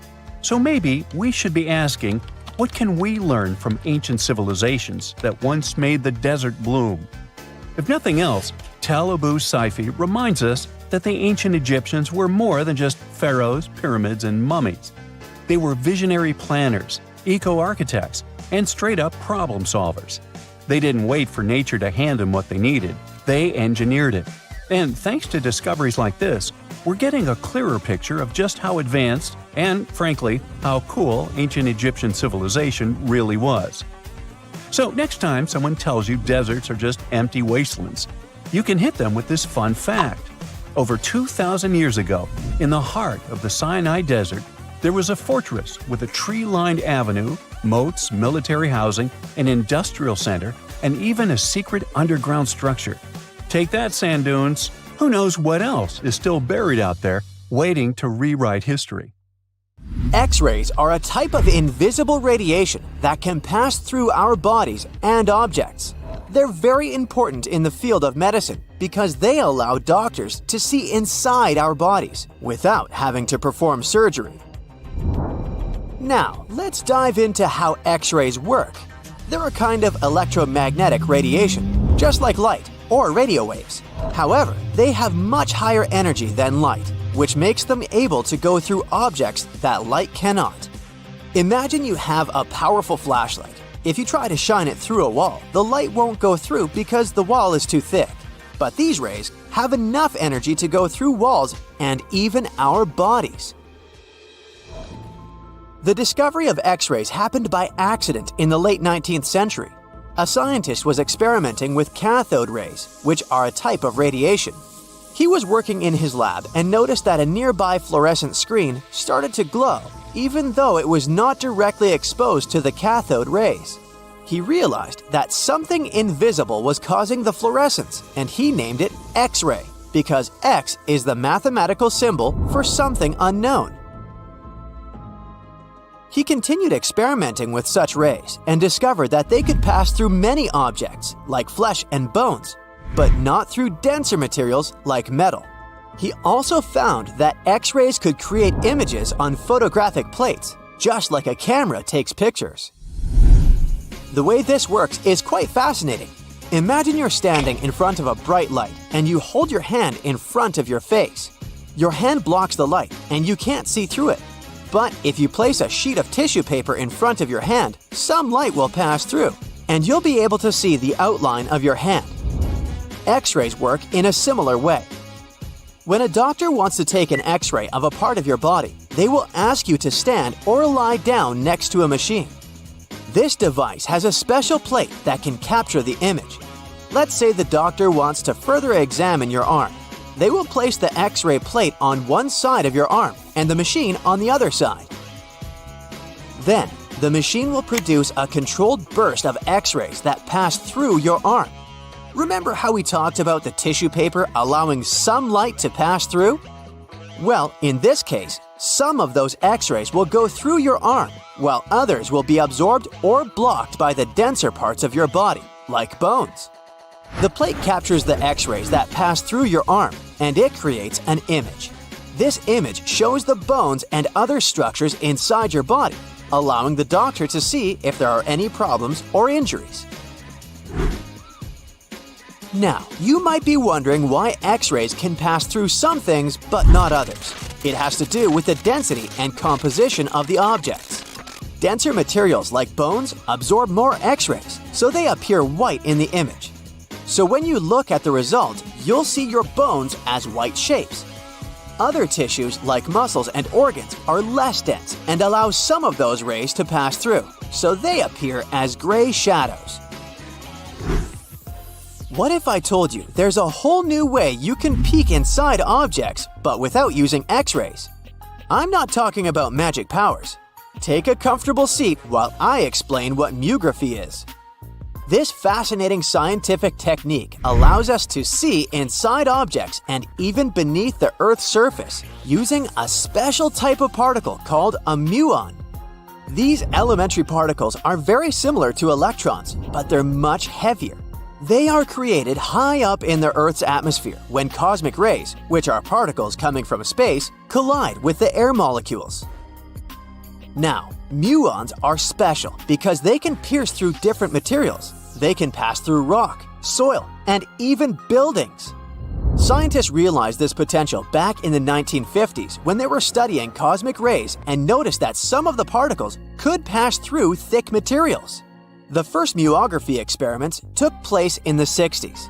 Specialists discovered that muons can be detected using special devices called muon detectors. These detectors are usually placed underground or in specially designed laboratories to shield them from other particles and background radiation. Now let's dive into how muography actually works. Imagine you have a large object, like a pyramid, a mountain, or even an ancient statue, and you want to see what's inside without damaging it. First, detectors are positioned around the object or in the area you want to examine. These detectors are sensitive to muons and can track their paths. When such a particle passes through a detector, it leaves a trace, like footprints in the sand. By collecting data from multiple detectors, scientists can reconstruct the paths. Here's where things get really cool. The Earth's atmosphere acts like a natural filter for muons. It turns out that the more massive an object is, the more particles it will block. So, if you have a large, dense object like a mountain, fewer muons will pass through it compared to a smaller, less dense object, like an empty box. This difference in the number of particles that reach the detectors can give us clues about what's inside the objects. Scientists use computer algorithms and mathematical techniques to analyze the data and create images. These images represent the density distribution of the object being studied. It's like creating a map that shows where the densest areas are and where there's gaps inside the object. The concept of muography is similar to using shadows to understand the shape and size of an object. Imagine you're standing in front of a bright light and you place your hand between the light source and a wall. You'll see a shadow of your hand on the wall. Based on the shape and size of the shadow, you can get an idea of what your hand looks like, even though you can't see it directly. This technique has been used to study various objects and structures. For example, scientists have used it to explore the inside of volcanoes and pyramids, and even to investigate the structure of mountains and the Earth's crust. With the help of this amazing technique, scientists have now uncovered new information about the Great Pyramid of Giza. They discovered something that had eluded tomb raiders for centuries. They found a hidden chamber. And guess what they named it? The Big Void. Yeah, I know, not the most creative name.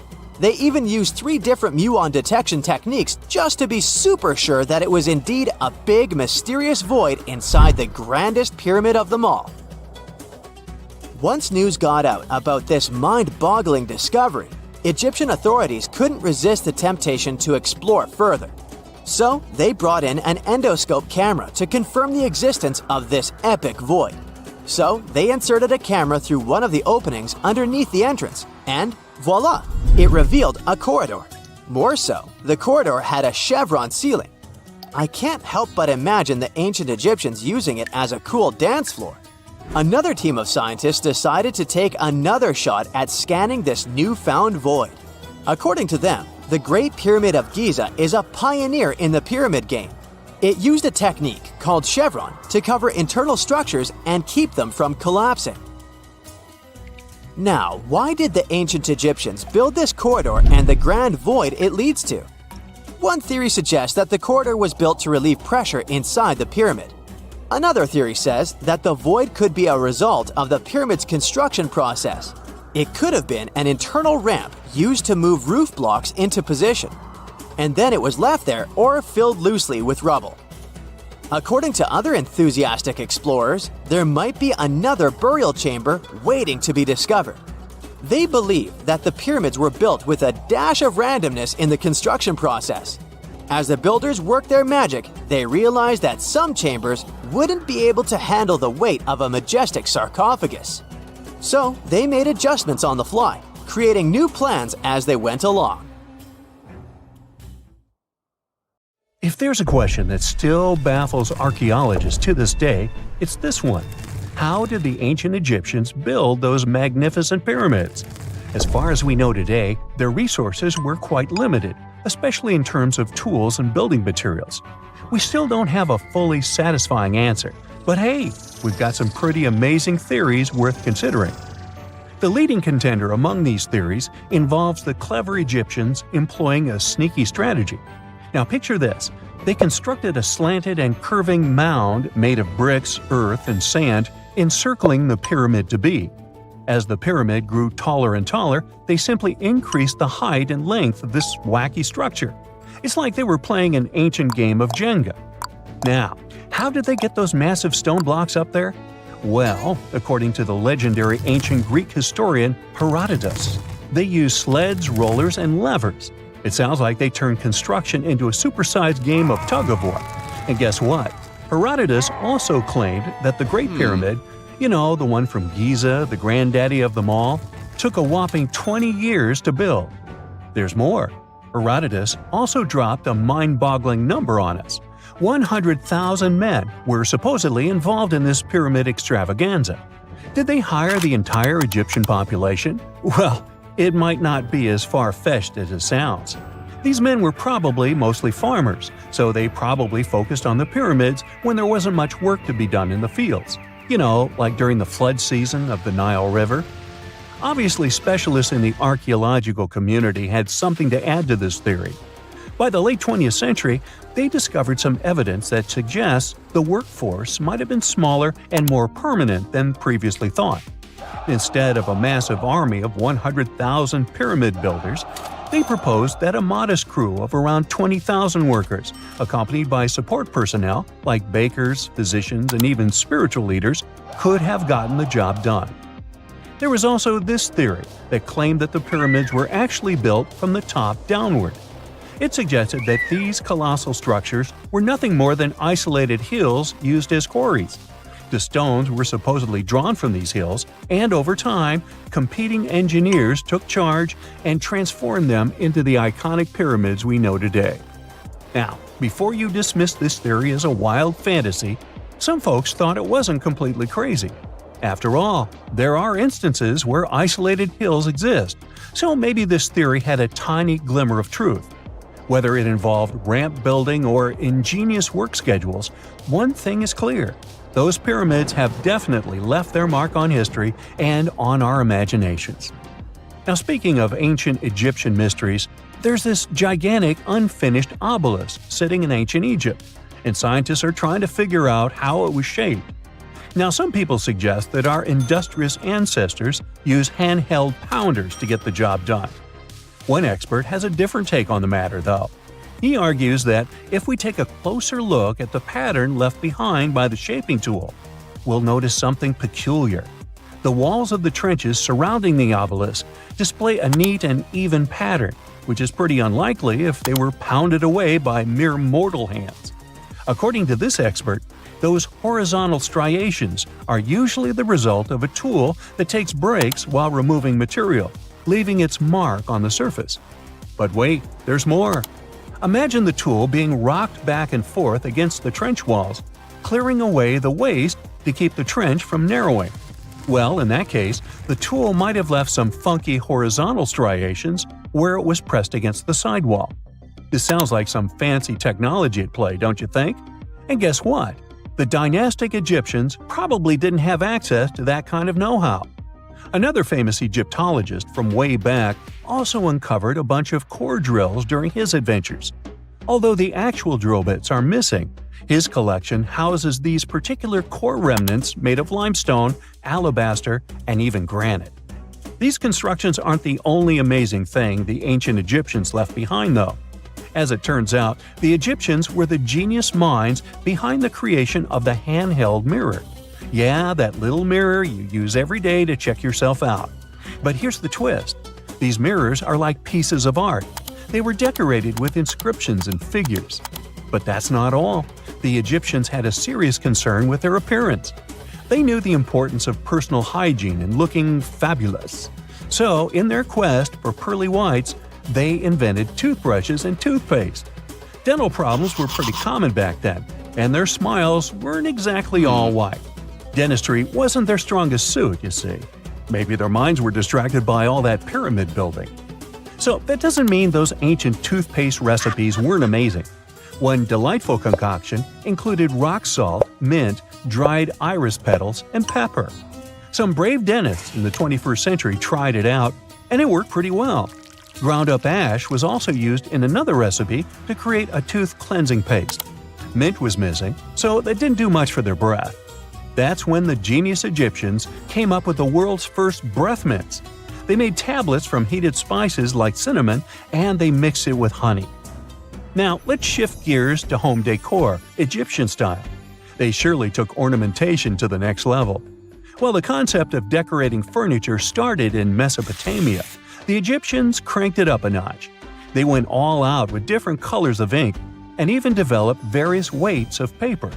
Oh, and let's not forget about those cute little area rugs we all have in our homes today. Guess who came up with the idea? Yep, the Egyptians. They used the versatile papyrus plant to make those cozy rugs. And speaking of trends, the Egyptians loved their knickknacks. They had an assortment of small figurines in the shapes of cats, dogs, and people. These statues were made from various materials, like simple sun-dried mud to the ultimate bling of gold. It all depended on how loaded you were. The Egyptians were also all about farming, and they knew that clean water was crucial for their crops and animals. That's why they came up with some nifty inventions and techniques to make sure their land was fertile and their plants were happy. First off, they had the genius idea of using ox-drawn plows. They had two types of plows, heavy and light. The heavy plow would strut its stuff, cutting deep furrows in the soil, while the lighter plow followed behind, fluffing up the earth. But they didn't stop there. After plowing, the Egyptians would break up clumps of soil and sow the rows with seeds. To give those seeds a good old squish into the furrows, they'd march their livestock across the field, effectively closing up the furrows. But hey, all that hard work would be pointless if their seeds were as dry as the Sahara. That's where irrigation comes into play. The Egyptians were so good at it that other cultures, like the Greeks and Romans, couldn't help but copy their techniques. Now let's switch gears and talk about the marvelous architecture of ancient Egypt. These folks weren't just skilled farmers, they were also architectural maestros. They built these fancy canals to carry water to farms and villages, and boy, did they know how to make those canals look pretty. Just imagine strolling along a canal lined with ornate structures. The pharaoh Ramesses the Great was quite the overachiever when it came to construction. One of his mind-blowing creations was the construction located at Abu Simbel. This building was designed so that twice a year, the sun would shine directly into it and illuminate the statues of Ramesses. And let's not forget about the corbelled arch. Without this architectural gem, we'd be missing out on some mind-boggling structures like the Great Pyramid. The Egyptians knew how to make things stand tall and proud, thanks to their engineering and construction wizardry. They built grand halls and inner sanctums that make your jaw drop, and some of these temples doubled as astronomical observatories. Wow! Scientists have found a lost city beneath Egypt's pyramids, and it's incredibly large, bigger than the biggest target you can imagine. Underground chambers, passageways, and vertical structures. Scientists have no idea what purposes they serve. But let's start from the very beginning. Italian and Scottish scientists studying the Pyramid of Khafra discovered something that looked like secret tunnels under 3 pyramids. This find might change what we know about ancient Egypt. The expedition, called the Khafra Project, was led by Corrado Malunga from Pisa, Italy, and Filippo Biondi from the University of Strathclyde, Scotland. Their mission was to focus on exploring Khafra's pyramid, the second largest on the Giza Plateau. Scientists uncovered a massive structure beneath the Pyramid of Khafra. Could it be an ancient Egyptian underground city? The experts analyzed the data they had and came to the conclusion that 8 large vertical structures could be hiding beneath, possibly wells or shafts. They extend a staggering 6,500 feet across. Imagine placing 2.5 Burj Khalifas on the ground, one after another, and you get the sheer size of this find. These shafts also plunge nearly 2,000 feet underground. Some of the deepest underground stations in the world are located at a mere 380 feet underground or so. These cylindrical shafts are surrounded by spiral paths. Picture some old Gothic castle. They're connected to 2 giant, weirdly shaped chambers. Are those cubes? Or possibly bowls? Each of these chambers is likely more than 260 feet across. Now, even though we know about the structures now, no one has figured out their original purpose yet. Want to hear something even more shocking? Okay then, the team is almost sure that similar access points can be found under all 3 pyramids. In other words, all of them might be linked by a hidden system of underground tunnels, chambers, and passages. Even deeper, about 4,000 feet under the surface, there might be more unknown structures. And doesn't it add to the mystery? But the coolest news is that, according to some team members, these hidden structures near Giza pyramids could align with the legendary Halls of Amenti. In ancient Egyptian mythology, it's a place where people are believed to arrive when they're close to the end of their days. There, they are said to take a 3-day-long trial, facing their biggest fears. Now, how did scientists even discover these hidden spaces? To uncover them, researchers used 2 satellites positioned 420 miles above Earth. They sent radar signals to the Giza Plateau, and these signals generated detailed images, which were later compiled into a 3D model of the underground layout, including the newly detected shafts. Then, using synthetic aperture radar or SAR technology, which is a type of radar that can penetrate through stone, the team also spotted 5 small room-like structures hidden deep within the pyramid. One of these chambers contained a sarcophagus, which was once thought to be the tomb of Pharaoh Khafra. But now, scientists believe this was a mistake. The true burial site is likely to be elsewhere. In any case, these 5 hidden rooms were completely unknown before the scans. They seem to be arranged in the center of the pyramid and are linked to underground pathways leading somewhere below the structure. There's an opinion that these tunnels could lead to more hidden chambers and wells. Some of them might be around 4,500 years old. Wow! What if they help us solve ancient civilization mysteries? Preliminary data suggests that all this underground space can be much more than a few empty chambers. There might be many more hidden structures near the Giza pyramids. How come? Well, the thing is, the structure appears to include hollowed-out sections with spiral pathways leading even deeper underground. Refining the images hinting at this could reveal an extensive subterranean network. It might be a whole city hidden under the surface. Now, despite the excitement surrounding these findings, there are also a lot of people who don't believe in the existence of the underground city. They're skeptical about the archaeological discovery in Egypt due to the lack of peer-reviewed verification. That's why several archaeologists and radar experts have challenged the validity of the claims. They've explained that the technology used to make the discovery may not be advanced enough to produce such detailed underground imagery. According to them, the 5 smaller chambers found near the surface could be natural formations, since the area had had sacred significance long before the construction of the pyramids. Some experts have even dismissed the use of radar methods in this context altogether. They call these methods scientifically unproven and question their accuracy. The discovery has also reignited discussions about ancient Egyptian myths and the possibility of hidden texts lying somewhere beneath the Giza pyramids. The layout of the newly detected underground chambers shares similarities with mythological accounts of the Hall of Records, a rumored chamber that could preserve early Egyptian wisdom. If confirmed, these findings could significantly reshape the understanding of Egypt's sacred topography. Plus, this lost city beneath Egypt's pyramid could become physical evidence of previously unknown underground structures. That's why the Khafra project is super eager to begin excavating to confirm their findings. But getting approval from Egyptian authorities is a challenging process. The discoveries still need to undergo peer review before they are accepted by the academic community. By the way, this recent archaeological discovery in Egypt comes on the heels of another discovery involving a weird structure beneath the Royal Giza Cemetery, which researchers believe is unnatural in origin. Archaeologists used remote sensing techniques and uncovered a mysterious L-shaped structure underground in the Western Cemetery of Giza. This area is known to house burials of royal family members and high-ranking officials. Many of the tombs in the cemetery have above-ground mastabas, rectangular stone or mud brick structures with flat roofs. But there is an area in the center of the cemetery where there are no above-ground structures. To investigate this unexplored region, the team used electrical resistive tomography and ground-penetrating radar. ERT works by sending electrical currents into the ground and measuring the resistance to detect remains. As for GPR, it sends radar into the ground and maps the structures based on the radar's return. The team found an anomaly about 6.5 feet beneath the surface. It appeared to be an L-shaped structure measuring at least 33 feet in length.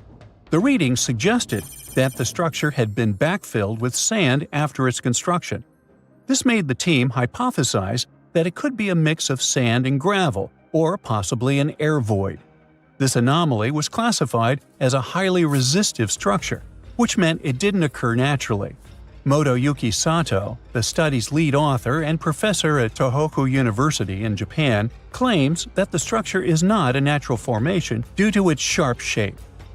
Another weird thing about ancient Egyptian pyramids is that historians have long believed that they were built primarily for royals and high-status individuals who had the wealth and power to create such massive structures. However, new research from the archaeological site of Tombos in modern-day Sudan challenges this assumption. The thing is, Tombos' pyramid may have served as burial sites for low-status workers as well as elites.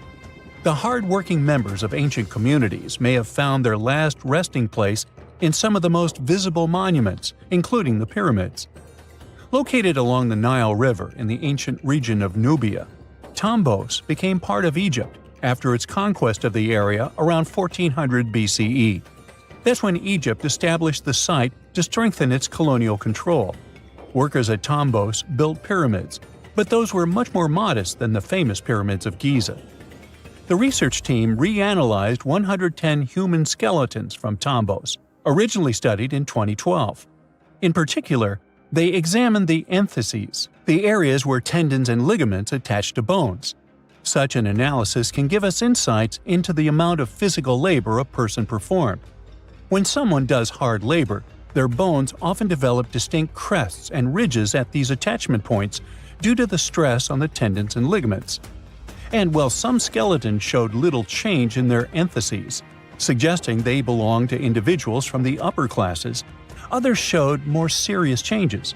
It means they belong to lower-class workers. This finding can totally challenge our earlier understanding of pyramid burials, especially the idea that only elites were buried in the pyramids, because the pyramids themselves were designed for the elite. This recent research may prove that lower-class workers may have found their final resting place in these monumental structures too. We know that the ancient Egyptians were talented enough to build something as grand as the pyramids, but were they also smart enough to measure the speed of light? There's a theory circulating online that says exactly that. If you look at these two numbers, you'll see that they match completely. The first one is the speed of light in a vacuum measured in meters, and the second one is the latitude of the Great Pyramid of Giza. So, was it done on purpose, or is it just a coincidence? Well, happily, we can tell you that it's actually just a coincidence, not another conspiracy thingy. The Great Pyramid is just one of the many places in the world that share the same latitude. And more importantly, even if the ancient Egyptians had somehow measured the speed of light and chosen to keep it a secret from the rest of the world, they wouldn't have used meters to put it down. Meters were only defined at the end of the 18th century. The builders of the pyramids used a different unit of measure called cubits. 1 cubit is equal to 1.5 feet. Cubit was based on the length of the arm from the elbow to the tip of the middle finger, and it became popular in the ancient world. So if they wanted to impress the rest of the world and set the pyramids at a point that matched the speed of light in cubits, they would have to build their iconic constructions somewhere in Europe. And then the Danish astronomer who first measured the speed of light in 1676 would have been really upset to know that someone had done it centuries before him. So, although they were ahead of their time in many aspects, the ancient Egyptians never measured the speed of light or used longitude and latitude to map their locations. The base of the Great Pyramid of Giza might seem like a perfect square, but it's actually an 8-sided structure, not 4-sided. Each of its 4 sides has a subtle concave indentation that splits it evenly from base to tip. The official version is that a British pilot was the first to notice it in 1940 while flying over the pyramid. He took a photograph that showed shadows highlighting these indentations. Some people think these lines are only visible from above and can best be seen at dawn and dusk during the spring and autumn equinoxes. This has led to a freaky theory that the ancient Egyptians might have designed the pyramids to communicate with something looking at them from above. Now, the Great Pyramid is one of only 3 pyramids that used to have a swivel door. It weighed around 20 tons, but they could still easily open it from the inside. Its precise fit made it nearly invisible from the outside, with no visible latch or handle. There were only slight variations in the exterior stone that gave out an opening. The other 2 pyramids with similar doors belonged to Khufu's father and grandfather. The Great Pyramid also has a hidden void at least 100 feet long that was only found in 2017. We still don't know what lies within the space, what purpose it served, or if it is the only space of its kind. Researchers used the same tech to see through cathedral walls, Mayan pyramids, and even volcanoes. It depends on a natural shower of subatomic particles called muons. They pass more easily through empty space than through solid materials. So if they arrange multiple muon detectors around a structure, scientists can map out its solid and empty areas. A team of scientists placed muon detectors inside the Great Pyramid and allowed them to gather data for months. Scientists have analyzed samples of the mortar used to build the pyramids many times. Although we know its composition, modern technology still can't replicate it. The mortar is mostly made from processed gypsum, but it wasn't used like the cement we use for bricks today. Instead, they used it to support the joints between the massive stones as they were set in place. The estimated amount they needed to construct the Great Pyramid was around 500,000 tons of mortar. The gypsum mortar is stronger than the stones themselves and has held up for thousands of years.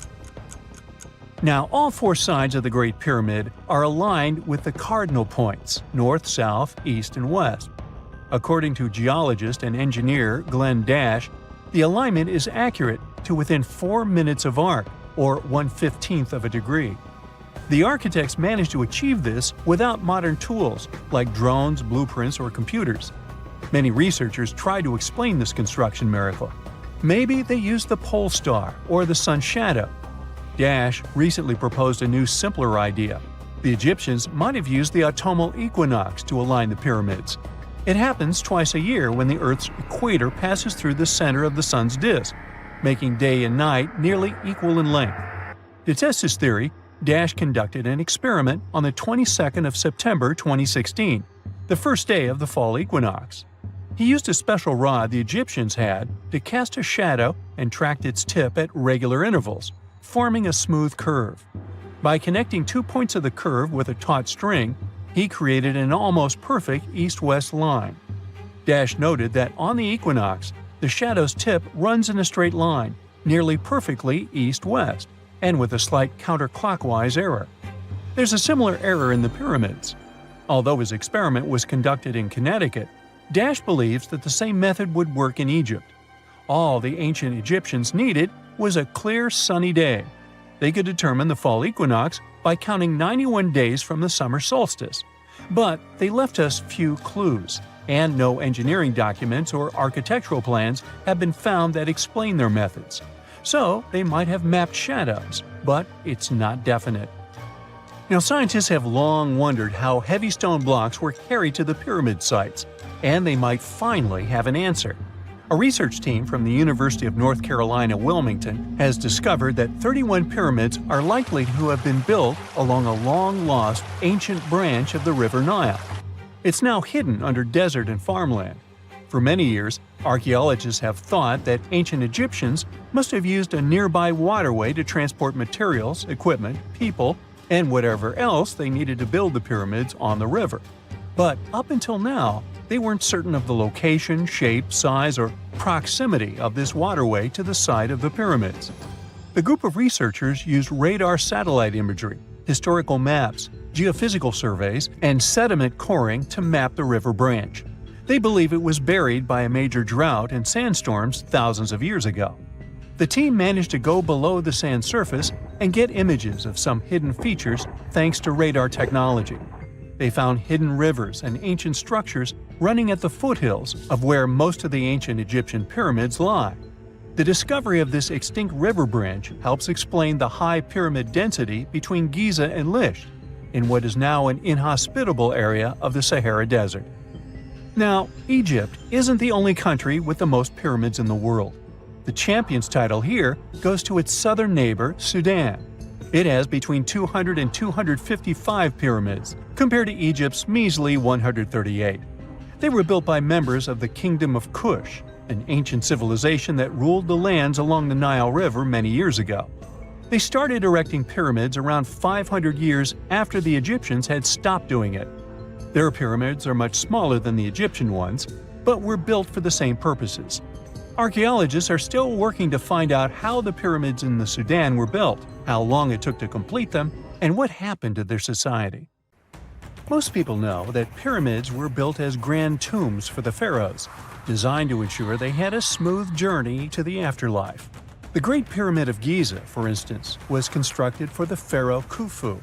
But what most people don't know is that this whole pyramid building trend started right here, with the step pyramid of Djoser, about 4,700 years ago. This massive structure was built for Pharaoh Djoser, a ruler from Egypt's 3rd dynasty. It rises 7 layers high above the ground and stands about 200 feet tall. We think of it today as a phenomenal architectural project, but for ancient Egyptians, the step pyramid of Djoser turned out to be more like a massive experiment, a trial run, if you will, to perfect their building skills before they moved on to even more ambitious pyramids. Reaching new heights is super exciting, But the real mystery is what is going on below the ground.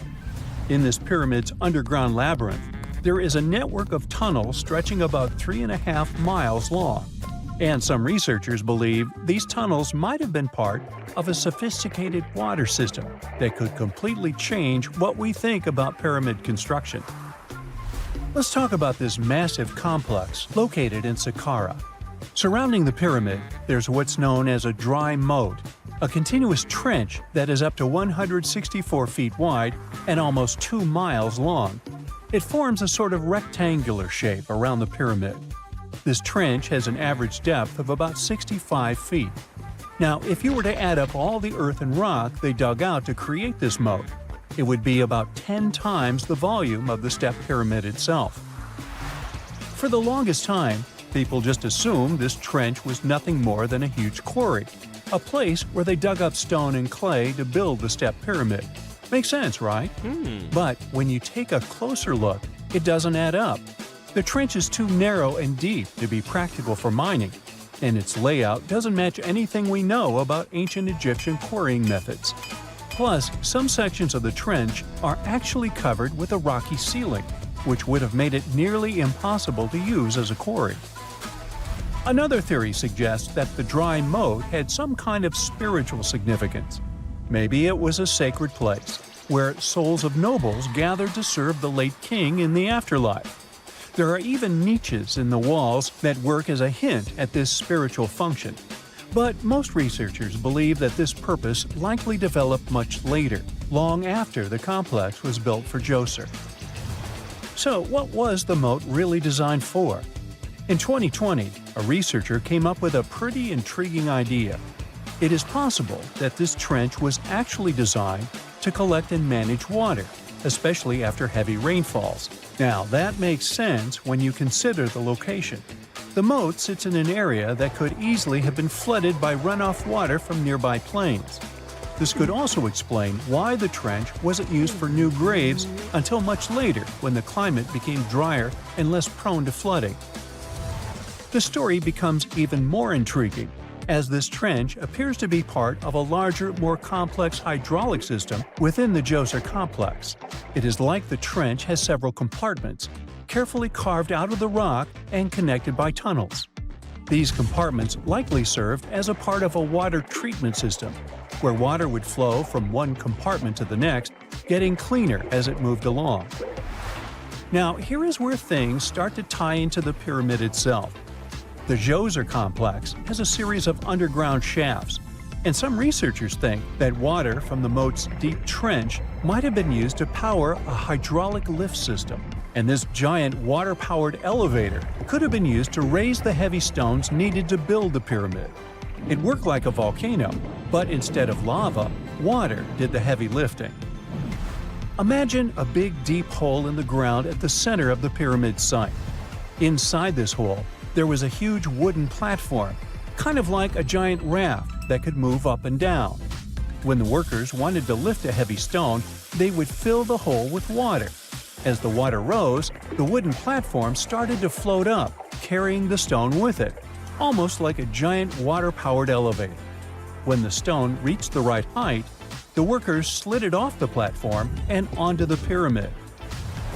The idea is that water from the deep trench, after being cleaned and filtered, would flow into these shafts. A massive float, possibly made of wood, would then rise as the water filled the shaft, lifting the stones up to where they were needed for construction. Once the stone was in place, they'd let the water out, lowering the platform back down to the bottom, ready to lift the next stone. This fancy hydraulic lift system could have been a game changer, making the whole building process a lot faster and more efficient without using a lot of workforce. It is like the ancient Egyptians were already embracing the whole idea of work smarter, not harder. But of course, not everyone is on board with this theory. Some experts argue that the area where the step pyramid of Djoser was built couldn't have held enough water from occasional rains to maintain such a fancy hydraulic system.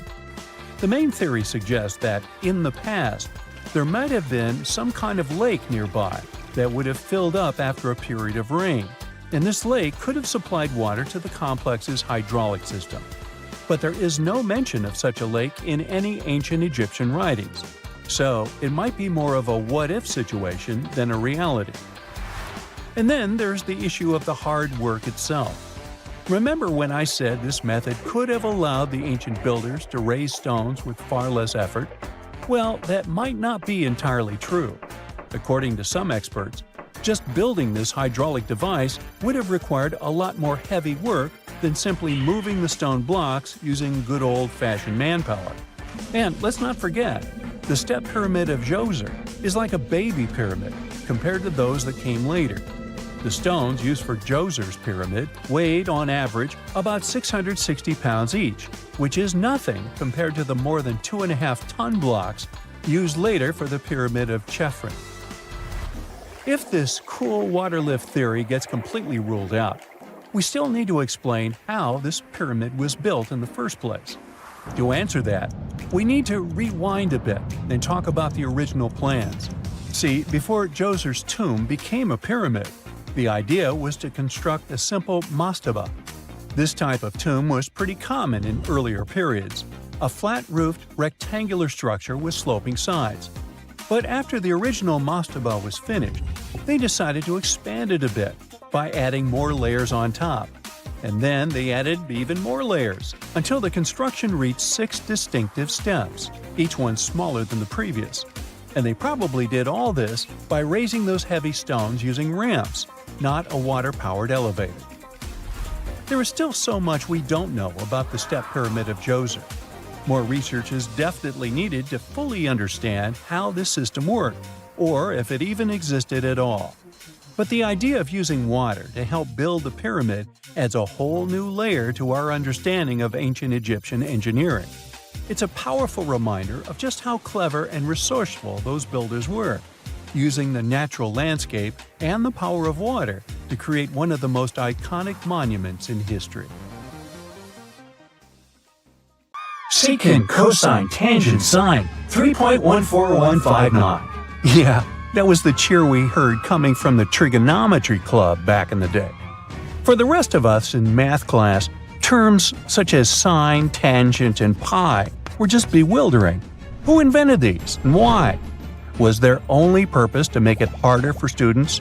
Well, not quite. Trigonometry was invented by the ancient Egyptians.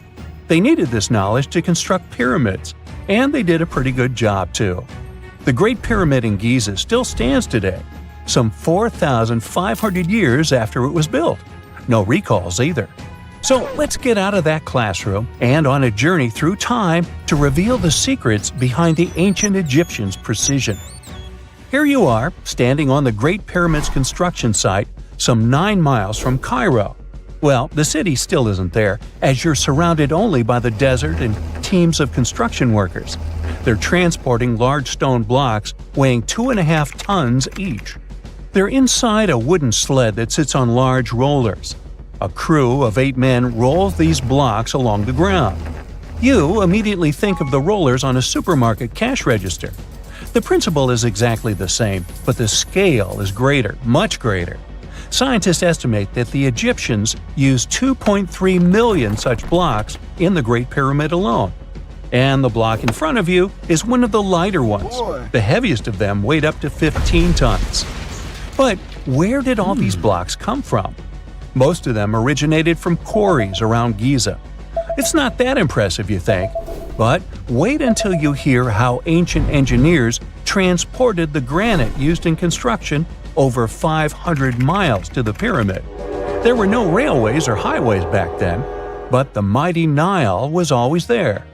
Researchers even believe that the Egyptians dug a canal to connect the Nile directly to the pyramid's construction site. All they had to do then was to wait for the flood season to begin, and voila! The rising water levels floated the heavy stone blocks for them. But how did they lift the enormous stones on dry land to stack them up to the top? Did they use oversized cranes? Well, ancient Egyptians worked around this problem, literally speaking. One of the workers is now pointing to the giant ramp going around the pyramid they're building. This is how a mountain road zigzags its way to the top. If the ramp went directly to the top of the pyramid, Then workers couldn't pull the stone blocks along it. It would be too steep. Scientists have calculated that 8% could be the maximum incline. So ancient Egyptians just extended the ramp around the pyramid. Again, these are all theories, as the ramp could have been inside the pyramid, as some researchers suggest. The exact building method is still a mystery, guarded by the Sphinx. That's its real name, right? Wrong.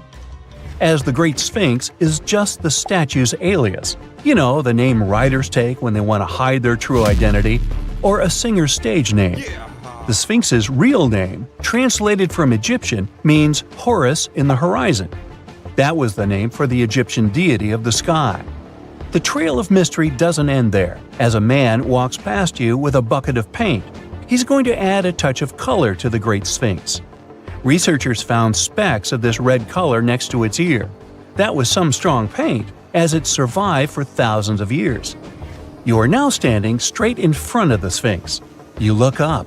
It's very tall, right? 66 feet to be precise. Now resist the urge to take a selfie. You can do it. Now you notice something else. It looks like the Sphinx is in the center of a giant triangle in the back. That's one side of the Great Pyramid. And no, your eyes are not playing tricks on you. The Sphinx really does sit in the center of the pyramid's lateral face. Here's where math comes in handy. A pyramid has 4 sides, called lateral faces. There's also a 5th face, the base, but that's not visible. It's, wait for it, face down. The Sphinx has one last mystery to reveal: its age. Scientists agree that Pharaoh Khafre built the Sphinx. He ruled after his father, who had built a great pyramid nearby. So both structures were finished around the same time. Let's talk about numbers again. You've heard of Cleopatra, the Egyptian princess described as a woman of great beauty. Hello? She saw the pyramids, but she lived closer to the time of the first iPhone than the time of the people who built the pyramids. Fascinating, right? You can see thousands of people around you. They're working hard to build the pharaoh's tomb. But how many of them are there exactly? One Greek philosopher estimated there were as many as 100,000 workers. Seems like an okay number for such an enormous structure, but it can't be true. Science simply can't back up this number. Egyptologists put the total number of workers at 30,000. And yes, Indiana Jones was one of them, at least on the big screen, but he showed up late. Egyptologists know a lot about the pyramids, but not everything. Not because they don't want to, but because they haven't yet dug up enough evidence. They can only guess how the building process went. First, engineers would arrive to choose the right spot and do the necessary measurements. That's why they needed all that complicated math. Then, it's time for sourcing the material, the large stone blocks I mentioned earlier. When boats deliver them to the site of the future pyramid, workers can finally do their thing. They operated in smaller groups, but there were at least 2,000 of them chiseling and carving away at any given time. Sounds like a typical construction site today? Well, that's because it is, just thousands of years ago. It's amazing what ancient Egyptians were able to achieve with just copper and stone tools. The pyramid is now complete in front of you. But is it the same pyramid we see today? Why is this structure shining bright in the desert sun? Isn't it supposed to be a dusty yellow color? Well, no. Human activity and the elements have completely stripped the outer layer of stones over time. Expert craftspeople polished these blocks using nothing but stone and sand. The end result was a smooth and shiny rock. On the day it was completed, the Great Pyramid of Giza was a perfect triangle of light. Its polished sides acted like giant mirrors, reflecting the powerful Egyptian sun. This is the point where you should put your glasses on, and that shiny thing you see at the pyramid's very top is actually gold. The capstone at the top of the pyramid is called a pyramidion. It was covered in sheets of gold. As you can guess, these were the first stones to disappear. Let's make another stop before we get you back to your classroom. We travel to the British Isles, and no, Stonehenge isn't our destination. It is Newgrange in County Meath. Scientists estimate that the ancient peoples of Ireland built this stone monument around the year 3200 BCE. This makes it older than both Stonehenge and the Great Pyramid in Giza. The function of the circular mound in Newgrange is the same as the one of the Great Pyramid and equally mysterious. The estimated amount of loose stone present in the valley is over 220,000 tons. And it's not just randomly thrown on a pile. The order in which the stones are set makes the structure water-resistant. That would explain how Newgrange had survived for so long. Kinda makes you want to splash out the cash for that waterproof phone case, huh? Well, you're back in your school desk, but today's math lecture is the last thing on your mind. You're thinking about how great the Egyptian pyramids are, and if we have something similar today. It turns out modern engineers are just as impressed with the Great Pyramid as you are. There's a glass pyramid sitting in the main courtyard of the famous Louvre Museum in Paris. The panorama of San Francisco wouldn't be complete without the 48-story Transamerica Pyramid. But Las Vegas went the furthest. There we find the Luxor Hotel. It's so big that it's the third largest pyramid on the planet. And guess what's in front of it? Yup, a replica of the Sphinx. It's 110 feet tall, 2 stories higher than the one in Giza. Yeah, everything's bigger in Vegas. There are mysterious plasma bubbles floating around the pyramids of Giza. As bizarre as that might sound, let's get one thing clear right off the bat. There's nothing extraterrestrial going on here. Plasma bubbles are those weather anomalies that form in a layer of Earth's atmosphere called the ionosphere.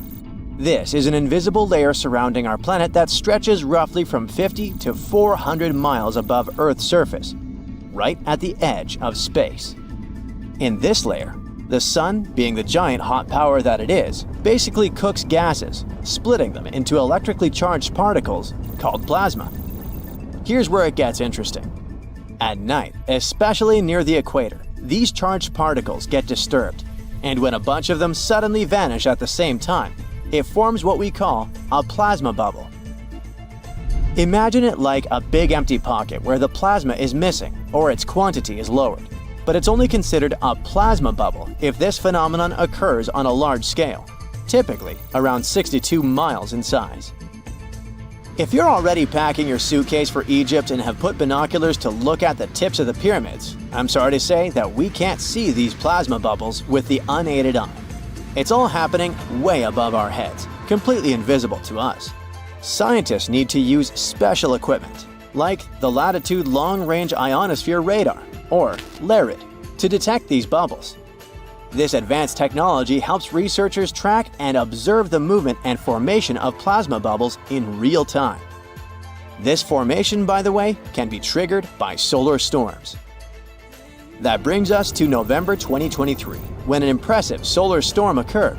On a scale from 1 to 5, this one was classified as a G3, which is considered a strong event.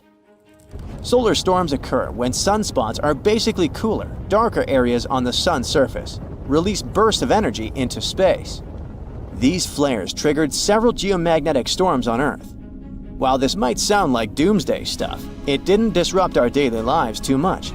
In fact, it was great news for skywatchers, since the solar storm created stunning auroras, with the northern lights visible as far south as Greece and Turkey.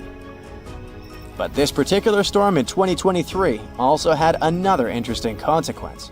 It caused the largest plasma bubble ever recorded by the Chinese radar. This phenomenon was so massive that it covered regions as far apart as the Egyptian pyramids and the Midway Islands in the Pacific Ocean. Now that's a huge distance, and it is a big deal for science. And that's because plasma bubbles are a growing threat to modern technology. Experts say they can disrupt satellite communications and GPS systems. So if you're using Google Maps or Waze and suddenly it can't figure out where you are, a plasma bubble might be to blame. Great. We now know what's going on with those bubbles, detected above the pyramids of Giza. But things get even weirder inside this ancient construction. Apparently, the Great Pyramid of Giza has the ability to concentrate electromagnetic energy within its interior. A couple of years ago, a group of researchers decided to see what would happen if they took this ancient architecture and hit it with radio waves. I mean, waves that are similar to the kind your phone uses, but on a much larger scale, up to 1,900 feet long. But since they couldn't just start blasting radio waves at the actual pyramid, they did the next best thing: computer modeling. Using these simulations, the researchers discovered something incredible. The Great Pyramid can actually concentrate electromagnetic energy within its internal chambers, as well as underneath its base, where an unfinished chamber is located. By concentrate, I mean something like trap it. For example, when you shout into a cave, you hear your voice echo back, right? The sound waves don't just disappear, they bounce around and get focused. Similarly, when radio waves hit the pyramid, they don't just pass through or around it. Instead, they get absorbed, bounce around, and focus inside and underneath the pyramid. Our list of mysterious phenomena surrounding the Egyptian pyramids doesn't end there. Inside the pyramid, there's a long, narrow passage that leads to what's known as the King's Chamber. This room sits at the center of the pyramid, and it's believed to have been the final resting place of Pharaoh Khufu, the ancient Egyptian leader who commissioned the entire thing over 4,000 years ago. When visitors step into the King's Chamber, two things normally strike them: the room's incredible acoustics and its heavy, imposing structure, which is entirely lined with red granite. Recently, scientists have started to connect these two facts.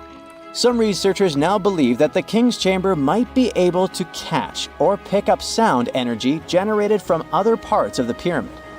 In other words, this room might have been designed to amplify sound in a way that no other chamber in the pyramid can. To test this theory, researchers conducted an experiment where they sang in the Queen's Chamber, which is located directly below the King's Chamber. Here's where it gets wild.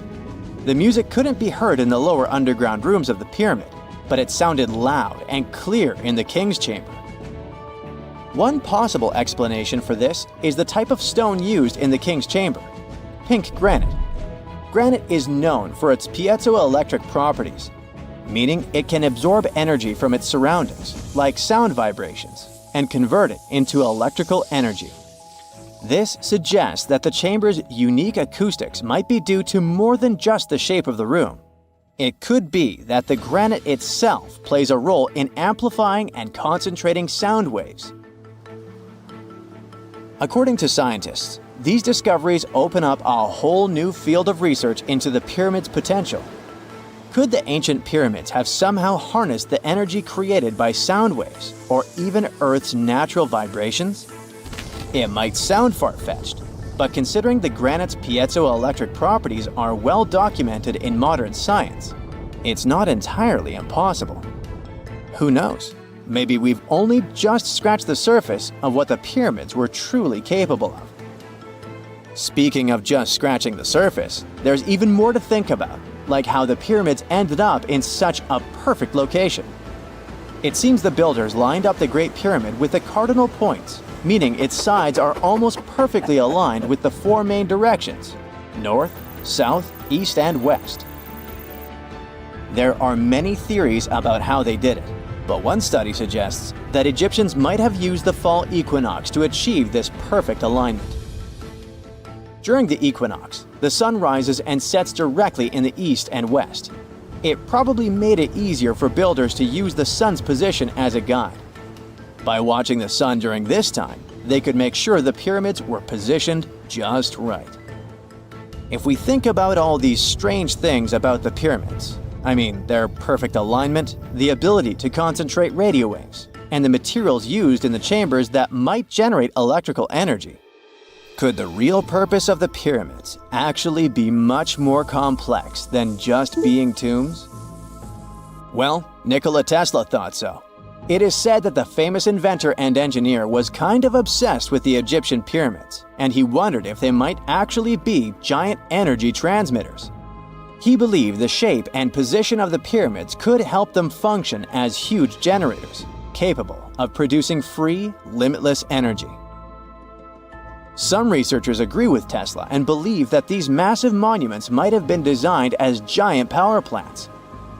According to their theory, builders could have figured out how to move ions, those electrically charged particles in the atmosphere by placing materials like copper, gold, and silver around the pyramids. So, it's definitely possible that the ancient Egyptians created a sustainable, renewable power source. Although this is a very interesting thought, we haven't been able to confirm this theory, and the true purpose of the pyramids remain one of humanity's biggest mysteries. You have heard about Nikola Tesla. You have definitely heard about the Great Pyramids in Egypt. But what if I told you that Tesla may have probably uncovered the ancient mysteries surrounding the pyramids? Wait, what? Is this a crossover episode? Nope. It's highly probable that the secrets of the pyramids are hidden in plain sight. But first, let's recap what we know about the pyramids. What's so mysterious about them? I mean, they are just old quirky buildings, aren't they? One of the biggest questions is how they were built. Some people think that the pyramids were created by people using only their hands and muscles. But others think that there might have been some kind of crazy energy source that we don't know about yet. Like, what if aliens helped out or something? Just kidding. But this idea of some unknown energy source being used to build the pyramids has been around for ages. Even in old texts, like the pyramid texts, it talks about how the gods gave us something to build a great power. So maybe there was something really powerful and mysterious going on back then? Who knows? Back in the early 1900s, he got obsessed with the Great Pyramids of Egypt. He read numerous books about these ancient structures and was blown away by how much energy they seemed to have. At that time, not many people knew much about electricity, and Tesla started to wonder if there was some kind of advanced tech hidden in the pyramids. He had an idea that the power of the pyramids had to do with electromagnetism, and he put a lot of time and effort into trying to figure out the mystery. Tesla had some pretty unusual theories about the Great Pyramids. He thought that they could actually store and move electricity, which could then be used to power up the areas around them. He also had this theory that the pyramids were built using some kind of crystal energy. He believed that the chambers inside the pyramids could have these super powerful crystals that could control the electromagnetic fields. But that's not all. Tesla also had this idea that the materials used to make the pyramids had properties that allowed them to trap energy from the sun and the moon. And not just a little bit of energy. He thought that the pyramid could actually create this massive energy field that could light up whole cities or even brighten up dark places. He thought that the pyramids could be used as giant power plants to generate electricity and run machines. Tesla even believed that the pyramids were somehow linked to cosmic energy, which could be used for spiritual enlightenment and healing. How very new age of him. Anyway, Tesla wasn't just pulling these ideas out of thin air. He was seriously into studying everything he could about the pyramids, from ancient artifacts and texts to hieroglyphs and drawings.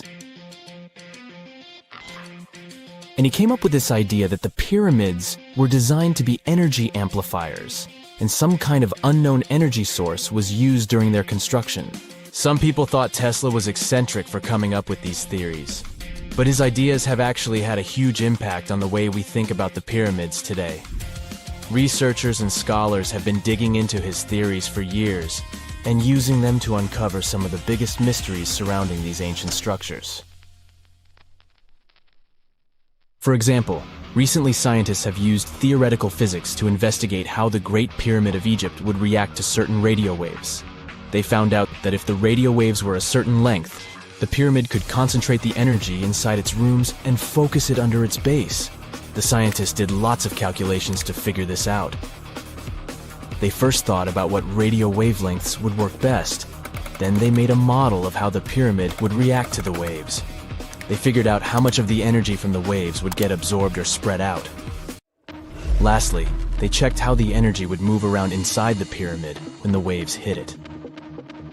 To help explain all of this, the scientists used something called multipole analysis. This is when you take a complicated object and break it down into simpler parts. Then you can see how each part interacts with the energy that's coming in. It's like taking apart a puzzle to see how each piece fits together. The researchers are interested in how all of this can be used in the future. They want to make really tiny particles that can do the same thing as the pyramid, but with light. By changing the size, shape, and the material of these particles, they can control how the light moves around them. This can be really useful for things like making tiny sensors or super efficient solar cells. The scientists had to make some guesses when they were doing their research. They assumed that there weren't any hidden spaces inside the pyramid, and that the material used to build it was all the same. But even with these guesses, they still made some pretty impressive discoveries. But the pyramid study is not the only proof that Tesla was ahead of his time. There are more Tesla's projects that seemed unrealistic at the time, but that scientists and enthusiasts reevaluate and try to implement today. Let's talk about Tesla's most ambitious project, the Wardenclyffe Transmission Tower. Back in 1900, Tesla was already a big shot when it came to electrical engineering in America. People were blown away by his amazing inventions and the fact that he managed to outdo Thomas Edison in the battle of currents.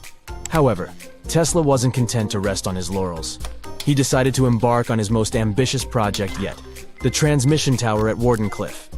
It was built between 1901 and 1905, and it was based on one of Tesla's breakthrough ideas. He had a vision to make the impossible possible by creating a global wireless communication system.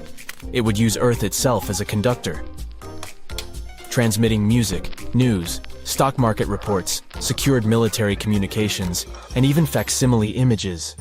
Does it sound familiar? Right, it sounds just like the internet that we use today, only without the use of any wires. But Tesla had a much bigger dream in mind: to transmit power wirelessly. He already proved that high-frequency signals could be sent without any wires using his Tesla coil transformers, and this sparked his obsession with wireless energy transmission. His vision was to not only transform the way we communicate, but also to find a way to transfer power currents globally by tapping into the Earth's natural energy. Tesla believed that there was an abundance of free energy all around us that could be used for humanity's benefit. In 1899, he conducted some top-secret experiments and got convinced that it was possible to transmit electrical power through the Earth's upper atmosphere. This is actually how the Wardenclyffe Tower was created. It was supposed to be the prototype station for a network of towers all over the globe that would provide the whole world with wireless energy. Unfortunately, Tesla didn't have the resources or the patience of his investors to bring this project to fruition. It ran into all sorts of financial problems and roadblocks, and in 1917, the unfinished tower was finally torn down for scrap metal to pay off Tesla's mounting debts. Now it remains a sad reminder that even the greatest minds can sometimes fall short of their dreams. The original red brick laboratory, however, is still there, and it is the only Tesla lab that has survived. Fun fact, in 2017, a film crew made a crazy discovery. They used ground-penetrating radar to explore the area around Wardenclyffe, and they found a whole series of tunnels stretching for hundreds of feet underneath the site. Nobody knows exactly what these tunnels were used for, but people have been speculating for years that they were part of Tesla's grand plan. Wardenclyffe, of course, is a major landmark for Tesla enthusiasts from all over the world. Who knows? Maybe someone will finally crack the mystery of the tunnels one day. But even if they don't, the legacy of Tesla and his amazing ideas lives on. The year is 1923. Two teenagers sneak out of their homes in the middle of the night in Florida City. Rumor had it that an old man was building a rock castle by himself. But every time someone tried to see what the old man was doing, he would stop working. The curious teens managed to sneak into Ed's backyard and saw something they could later describe as magic. They recalled seeing rocks moving around like helium balloons. The old man was moving up to 30 tons of stone by himself to build his castle. Even if he didn't allow anyone to see him working, he would proudly talk about it around the town. But whenever people asked how he was building a stone castle all on his own, he simply answered, "I cracked the secret of the pyramids." This story begins in Latvia, Edward Leedskalnin's home country. Edward was born in a small village on January 12, 1887. He was born in a family of stonemasons, which is probably where he learned ancient techniques of building. However, he grew up as a sickly boy, which meant he could never carry much weight or undergo heavy physical activity. At the age of 26, An unfortunate turn of events determined Ed's fate. The love of his life broke off their engagement, and heartbroken Ed decided to move to the United States. He lived in a couple of American states before finally moving to Florida, where his life's adventure started. Ed spent years searching for the right spot of land to build his dream house. He always rejected good farmland. When people wondered why, he only smiled. Finally, when he bought land of his own, it was deemed terrible by his close friends. The soil was bedrock. He could neither plow nor farm it, but it seemed perfect for what he was seeking to build. Ed's close friends would often describe him as eccentric. When asked why he wanted to build a house, he would only say, "It's for my sweet 16. Someday she's coming back." Then, he changed the topic of the conversation. It took Ed about 30 years to finish Coral Castle, and he did it all by himself. He would only work under the cloak of night and never let anyone see what he was doing. The completed Coral Castle embodies a number of unsolved mysteries.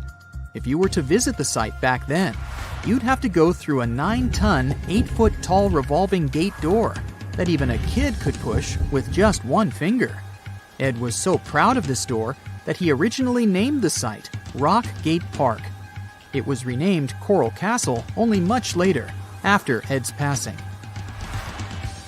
Once inside, visitors would access the incredible wonders of Ed's constructions. Towers, mystic symbols, furniture, and swing sets, all made entirely of monolithic blocks of stone. The stones are set on top of each other, using only their weight to keep them together. And believe it or not, the entire park gathers around 1,100 tons of stone.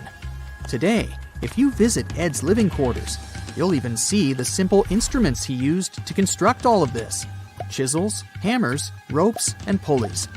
The type of work he did is difficult even with modern-day equipment, let alone without it. Coral Castle's main mystery lies in how Ed managed to do it. The only photograph of Ed Leedskalnin at work shows a simple leverage structure of a chain hoist attached to a wooden tripod. The tripod was made of old telephone poles with a small wooden box on top. What was in the box is, of course, a mystery. Unfortunately, he took his secrets with him, not sharing the truth of his work with anyone else. Yet, not all is lost, as there are many theories and speculation surrounding what could have happened there. One theory says that there is a harmonic grid inside the Earth's surface, something that would create anti-gravity spots around the globe. It's believed that Coral Castle was built in such a spot. This could explain why it took Ed so long to find land that pleased him. Maybe what he was looking for was a place that allowed him to experiment with anti-gravity forces. Yet, whenever Ed talked about his work, he would say he understood the laws of weight and leverage, and, sure thing, that he had cracked the secret of the pyramid builders. And what secret is that, you might ask? According to Ed himself, it has to do with magnetism. He even published a pamphlet called Magnetic Current. There, he explains that every object has magnetic particles inside of them. A person just needs to understand where they are located inside such objects. This way, objects can be lifted and moved around without much effort, just like moving something heavy underwater. Researchers say that if we assume Ed Leedskalnin and the pyramid builders used the same technique, then it would only have taken 4,700 workers to build the Great Pyramid of Giza, instead of the 20,000 to 100,000 that is currently estimated. But this story just keeps on getting more and more mysterious. In the late 1920s, Ed was finishing the construction of Coral Castle in Florida City. Rumors about his work had spread around town. People said Ed was hiding a stash of money somewhere in his living quarters. One night, a group of men waited until Ed was alone and broke into the castle to rob him. They couldn't find the money, and luckily didn't harm Ed. But in the following days, he decided that it was best he moved out of that land. Of course, he took more than his toothbrush along with him. Ed decided to move the entire coral castle to another land 10 kilometers away from where he had built the park. Legend says he hired a truck driver and asked him to swear secrecy about what Ed intended to do. He asked the driver to look away while Ed loaded the truck by himself, moving all of the rocks without any help.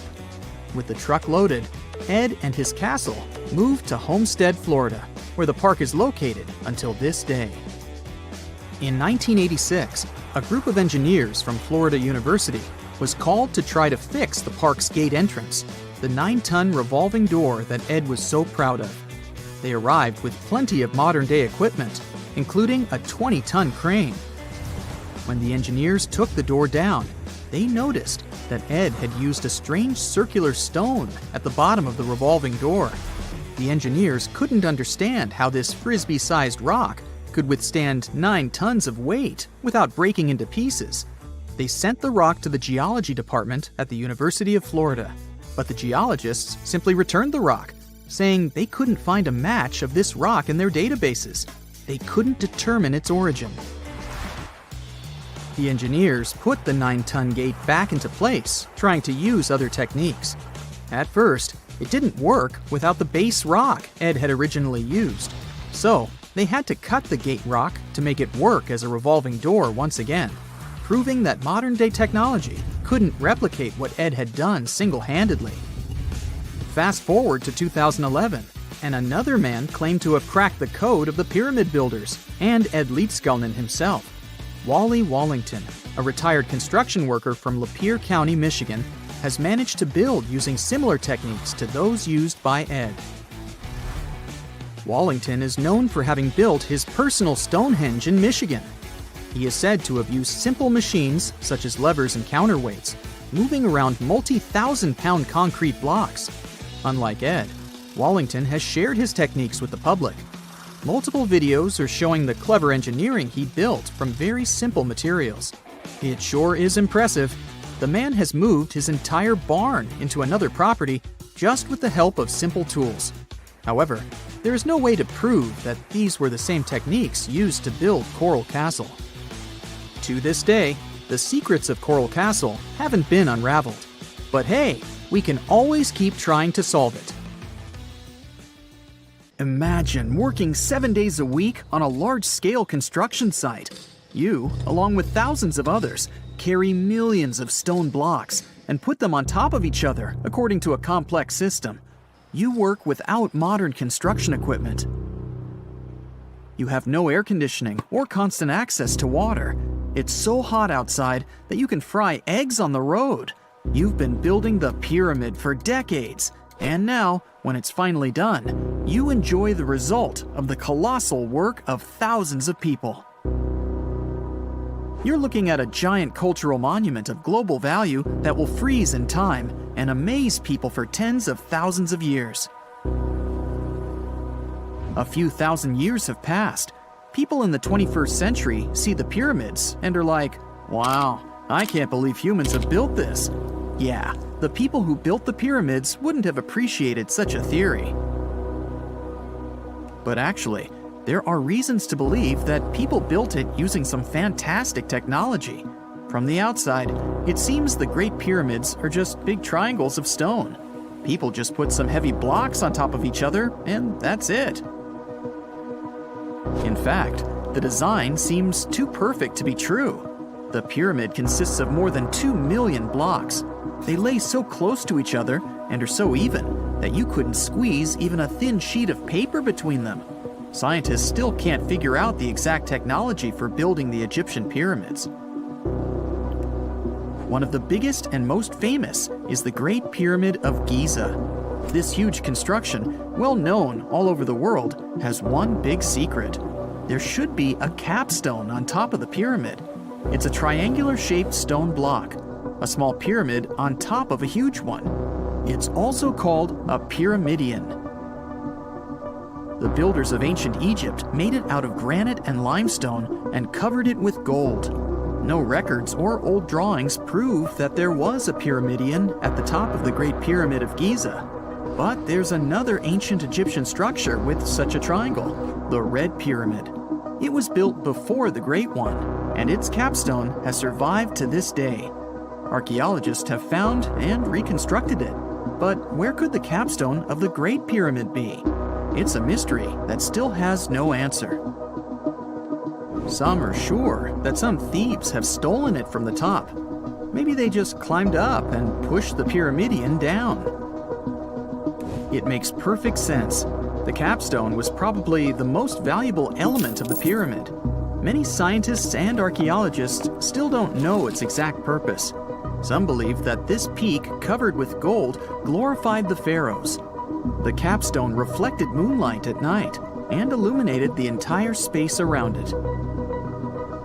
During the day, the capstone reflected sunlight with its shiny surface. You could have noticed it from afar.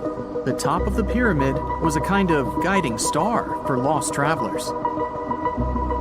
All other stone blocks of the pyramid consist of limestone. People polished them to make them look shiny. In the past, they were even glowing and reflected light. You could see glowing pyramids from space, although they looked like tiny lights.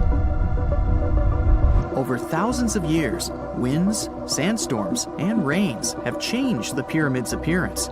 If people had taken care of them all this time, they would have looked like something out of science fiction movies, or the pyramids from Las Vegas.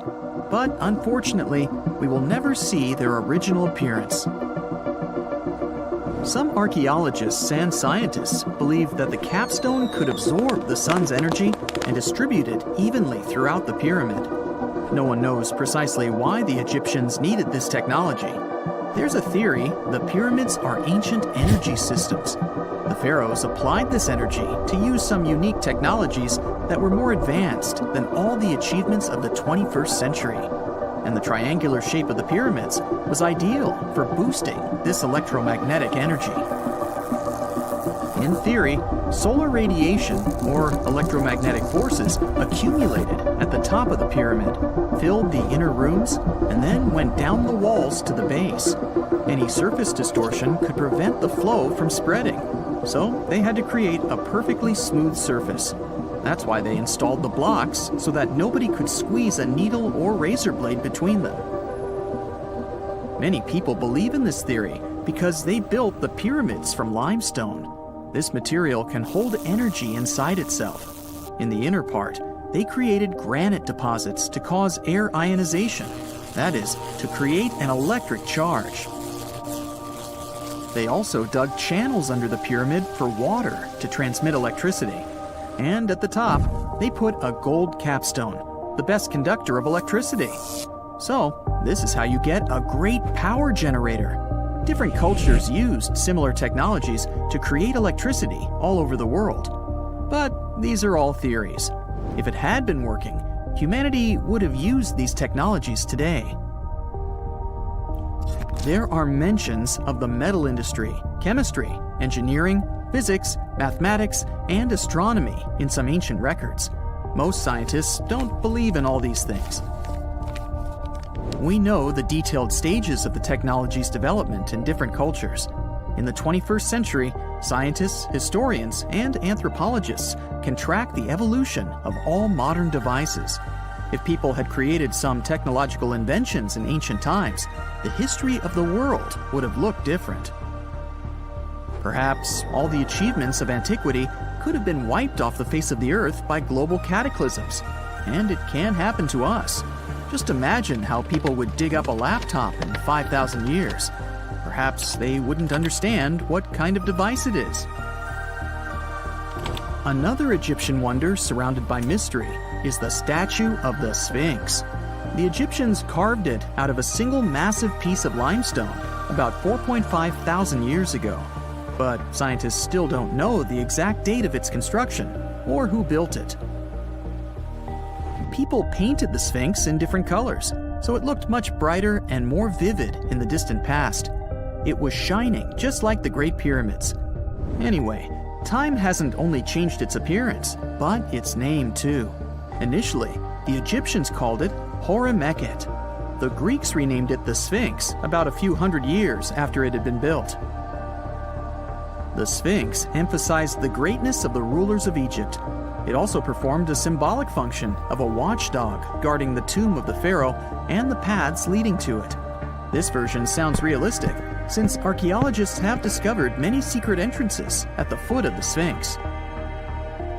Perhaps these rooms and intricate tunnels lead to underground halls with treasures.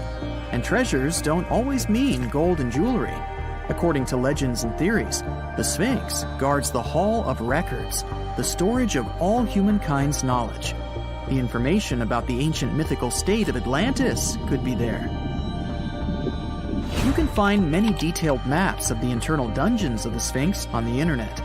They show structures 12 stories deep under the statue. It looks like a small city filled with gold, scrolls of knowledge, and various ancient artifacts. But don't believe all these maps. These are just theories. Several thousand years have passed, but people have very little information about it. Archaeologists know that there are still many strange and exciting things about the Sphinx that are still undiscovered. Some locals are afraid to research because they believe they can awaken something terrible from the underground depths. Therefore, it's mostly scientists from other countries who conduct the excavations. In 1998, scientists discovered strange tunnels leading to empty rooms under the Sphinx. They realized that some people tried to get there through tunnels in the past, and maybe those people took all the treasures that were there. One of the legends says that some powerful artifact lays beneath the Sphinx. Its technology can change the whole world, but the locals are hiding it because it can damage the planet. Some believe that you can find evidence of unknown technologies painted on the granite walls in the pharaoh's tombs. But most likely, these paintings and signs tell us the myths and legends of ancient Egypt. But what if Egyptian symbols and drawings are detailed instructions for using ancient technologies? What if the locals that lived at that time thought, people in the future won't be able to get energy themselves. Let's leave some detailed instructions for them. Anyway, there are many riddles and theories.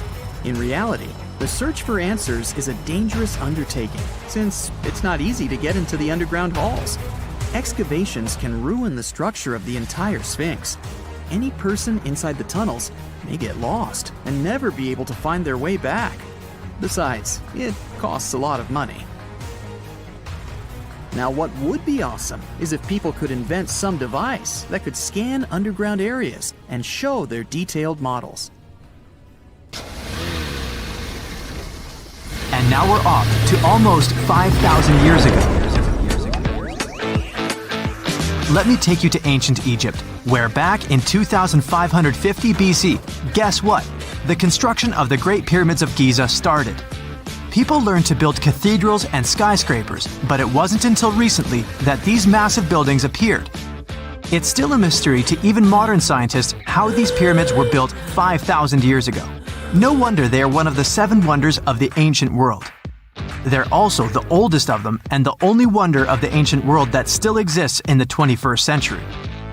It must have taken a lot of cooperation to build a thing that massive, even for today's metrics. But the Giza pyramids weren't the first pyramids ever.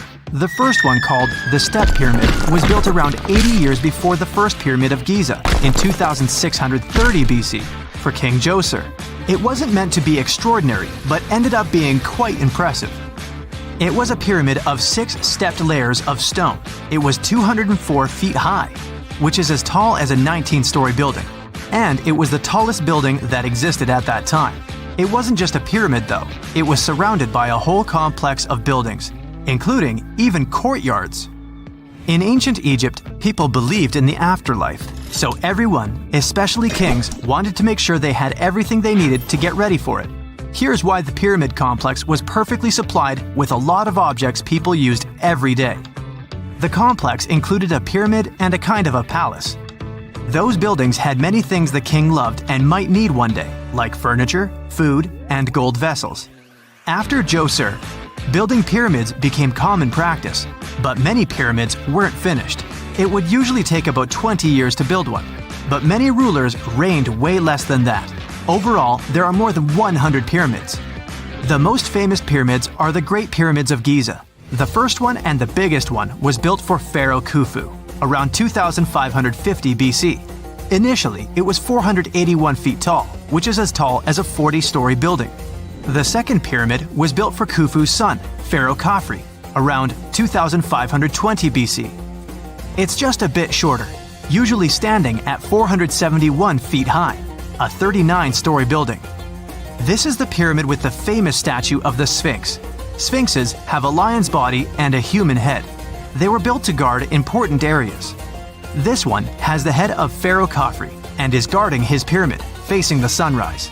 The Sphinx is most well known and is one of the world's biggest and oldest statues. Originally, it had red color and did have a nose. It's still possible to see the trace of red pigment by its ears. But no one knows exactly when the nose disappeared. For some time, the Sphinx was sort of hidden underground, being covered with sand up to its shoulders. Luckily, in the early 1800s, an adventurer with a team of 160 people dug it out. The third pyramid of Giza is the smallest one, being more than twice shorter. Originally, it was 218 feet high, about the height of a 20-story building. Built in 2490 BC, it was a pyramid for Khafre's son, Menkaure. The pyramids are designed to align with the points of the compass, and their sides symbolize the rays of the sun.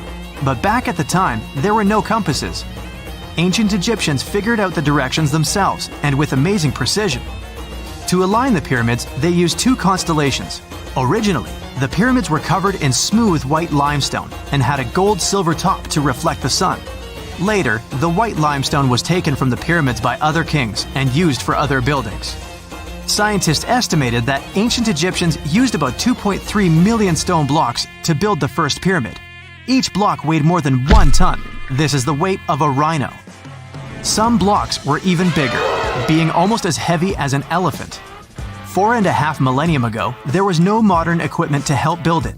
There were no machines, no wheels, and even no steel. The only metal available to them was copper. Even today, scientists aren't sure how the Egyptians managed to build the pyramids. There are no records left that would shed light on it. Some even think that Egyptians wanted to keep it as their secret and didn't even record it on purpose. Many believe that poor people and foreigners built the pyramids, but it's not true. Actually, the builders were very skilled workers, and they were fed and paid well. The archaeologists claim that the builders lived in a nearby temporary city and were a highly organized community with a strong leader. Scientists say that around 20,000 people worked on each pyramid complex, and it took about 20 years to build each. It probably was a national project. The construction site was large in resources, and food and essentials were likely to be contributed from all parts of Egypt. Even with all that support, it remains unclear how people managed to cut, transport, and assemble those huge stones. One of the theories suggests the stones were most likely transported on boats down the Nile River. Then, there was a harder part. They had to be moved to the construction site. For that, they probably used wooden sleds. It wasn't very hard to pull them because the sand mixed with the right amount of water was pretty slick. And 10 people could move a sled even with a rock weighing 1 ton pretty easily. Finally, one last problem. The stones had to be lifted and put into place. Archaeologists have discovered the remains of the ramps system that dates back to when the pyramids were built. Most likely, the Egyptians designed a unique system to move and pull huge stone blocks, but no one knows what it looked like exactly. The most common opinion is that there were several ramps around the pyramid to help move the blocks. The ramp was growing with the pyramid getting higher. They suppose people were walking up the stairs, pulling the stone on the wooden sled up in the middle on the sandy ramp. But this is just one of the options. Others say that the ramps were going around the pyramid. Some say the ramps were inside the pyramid. But we'll never know for sure, and it'll forever remain a mystery, just like the ancient Egyptians wanted. Surprisingly, there's not much inside the pyramids. Most of it is just solid stone with very little open space. But let's take a quick look inside the biggest of the pyramids of Giza.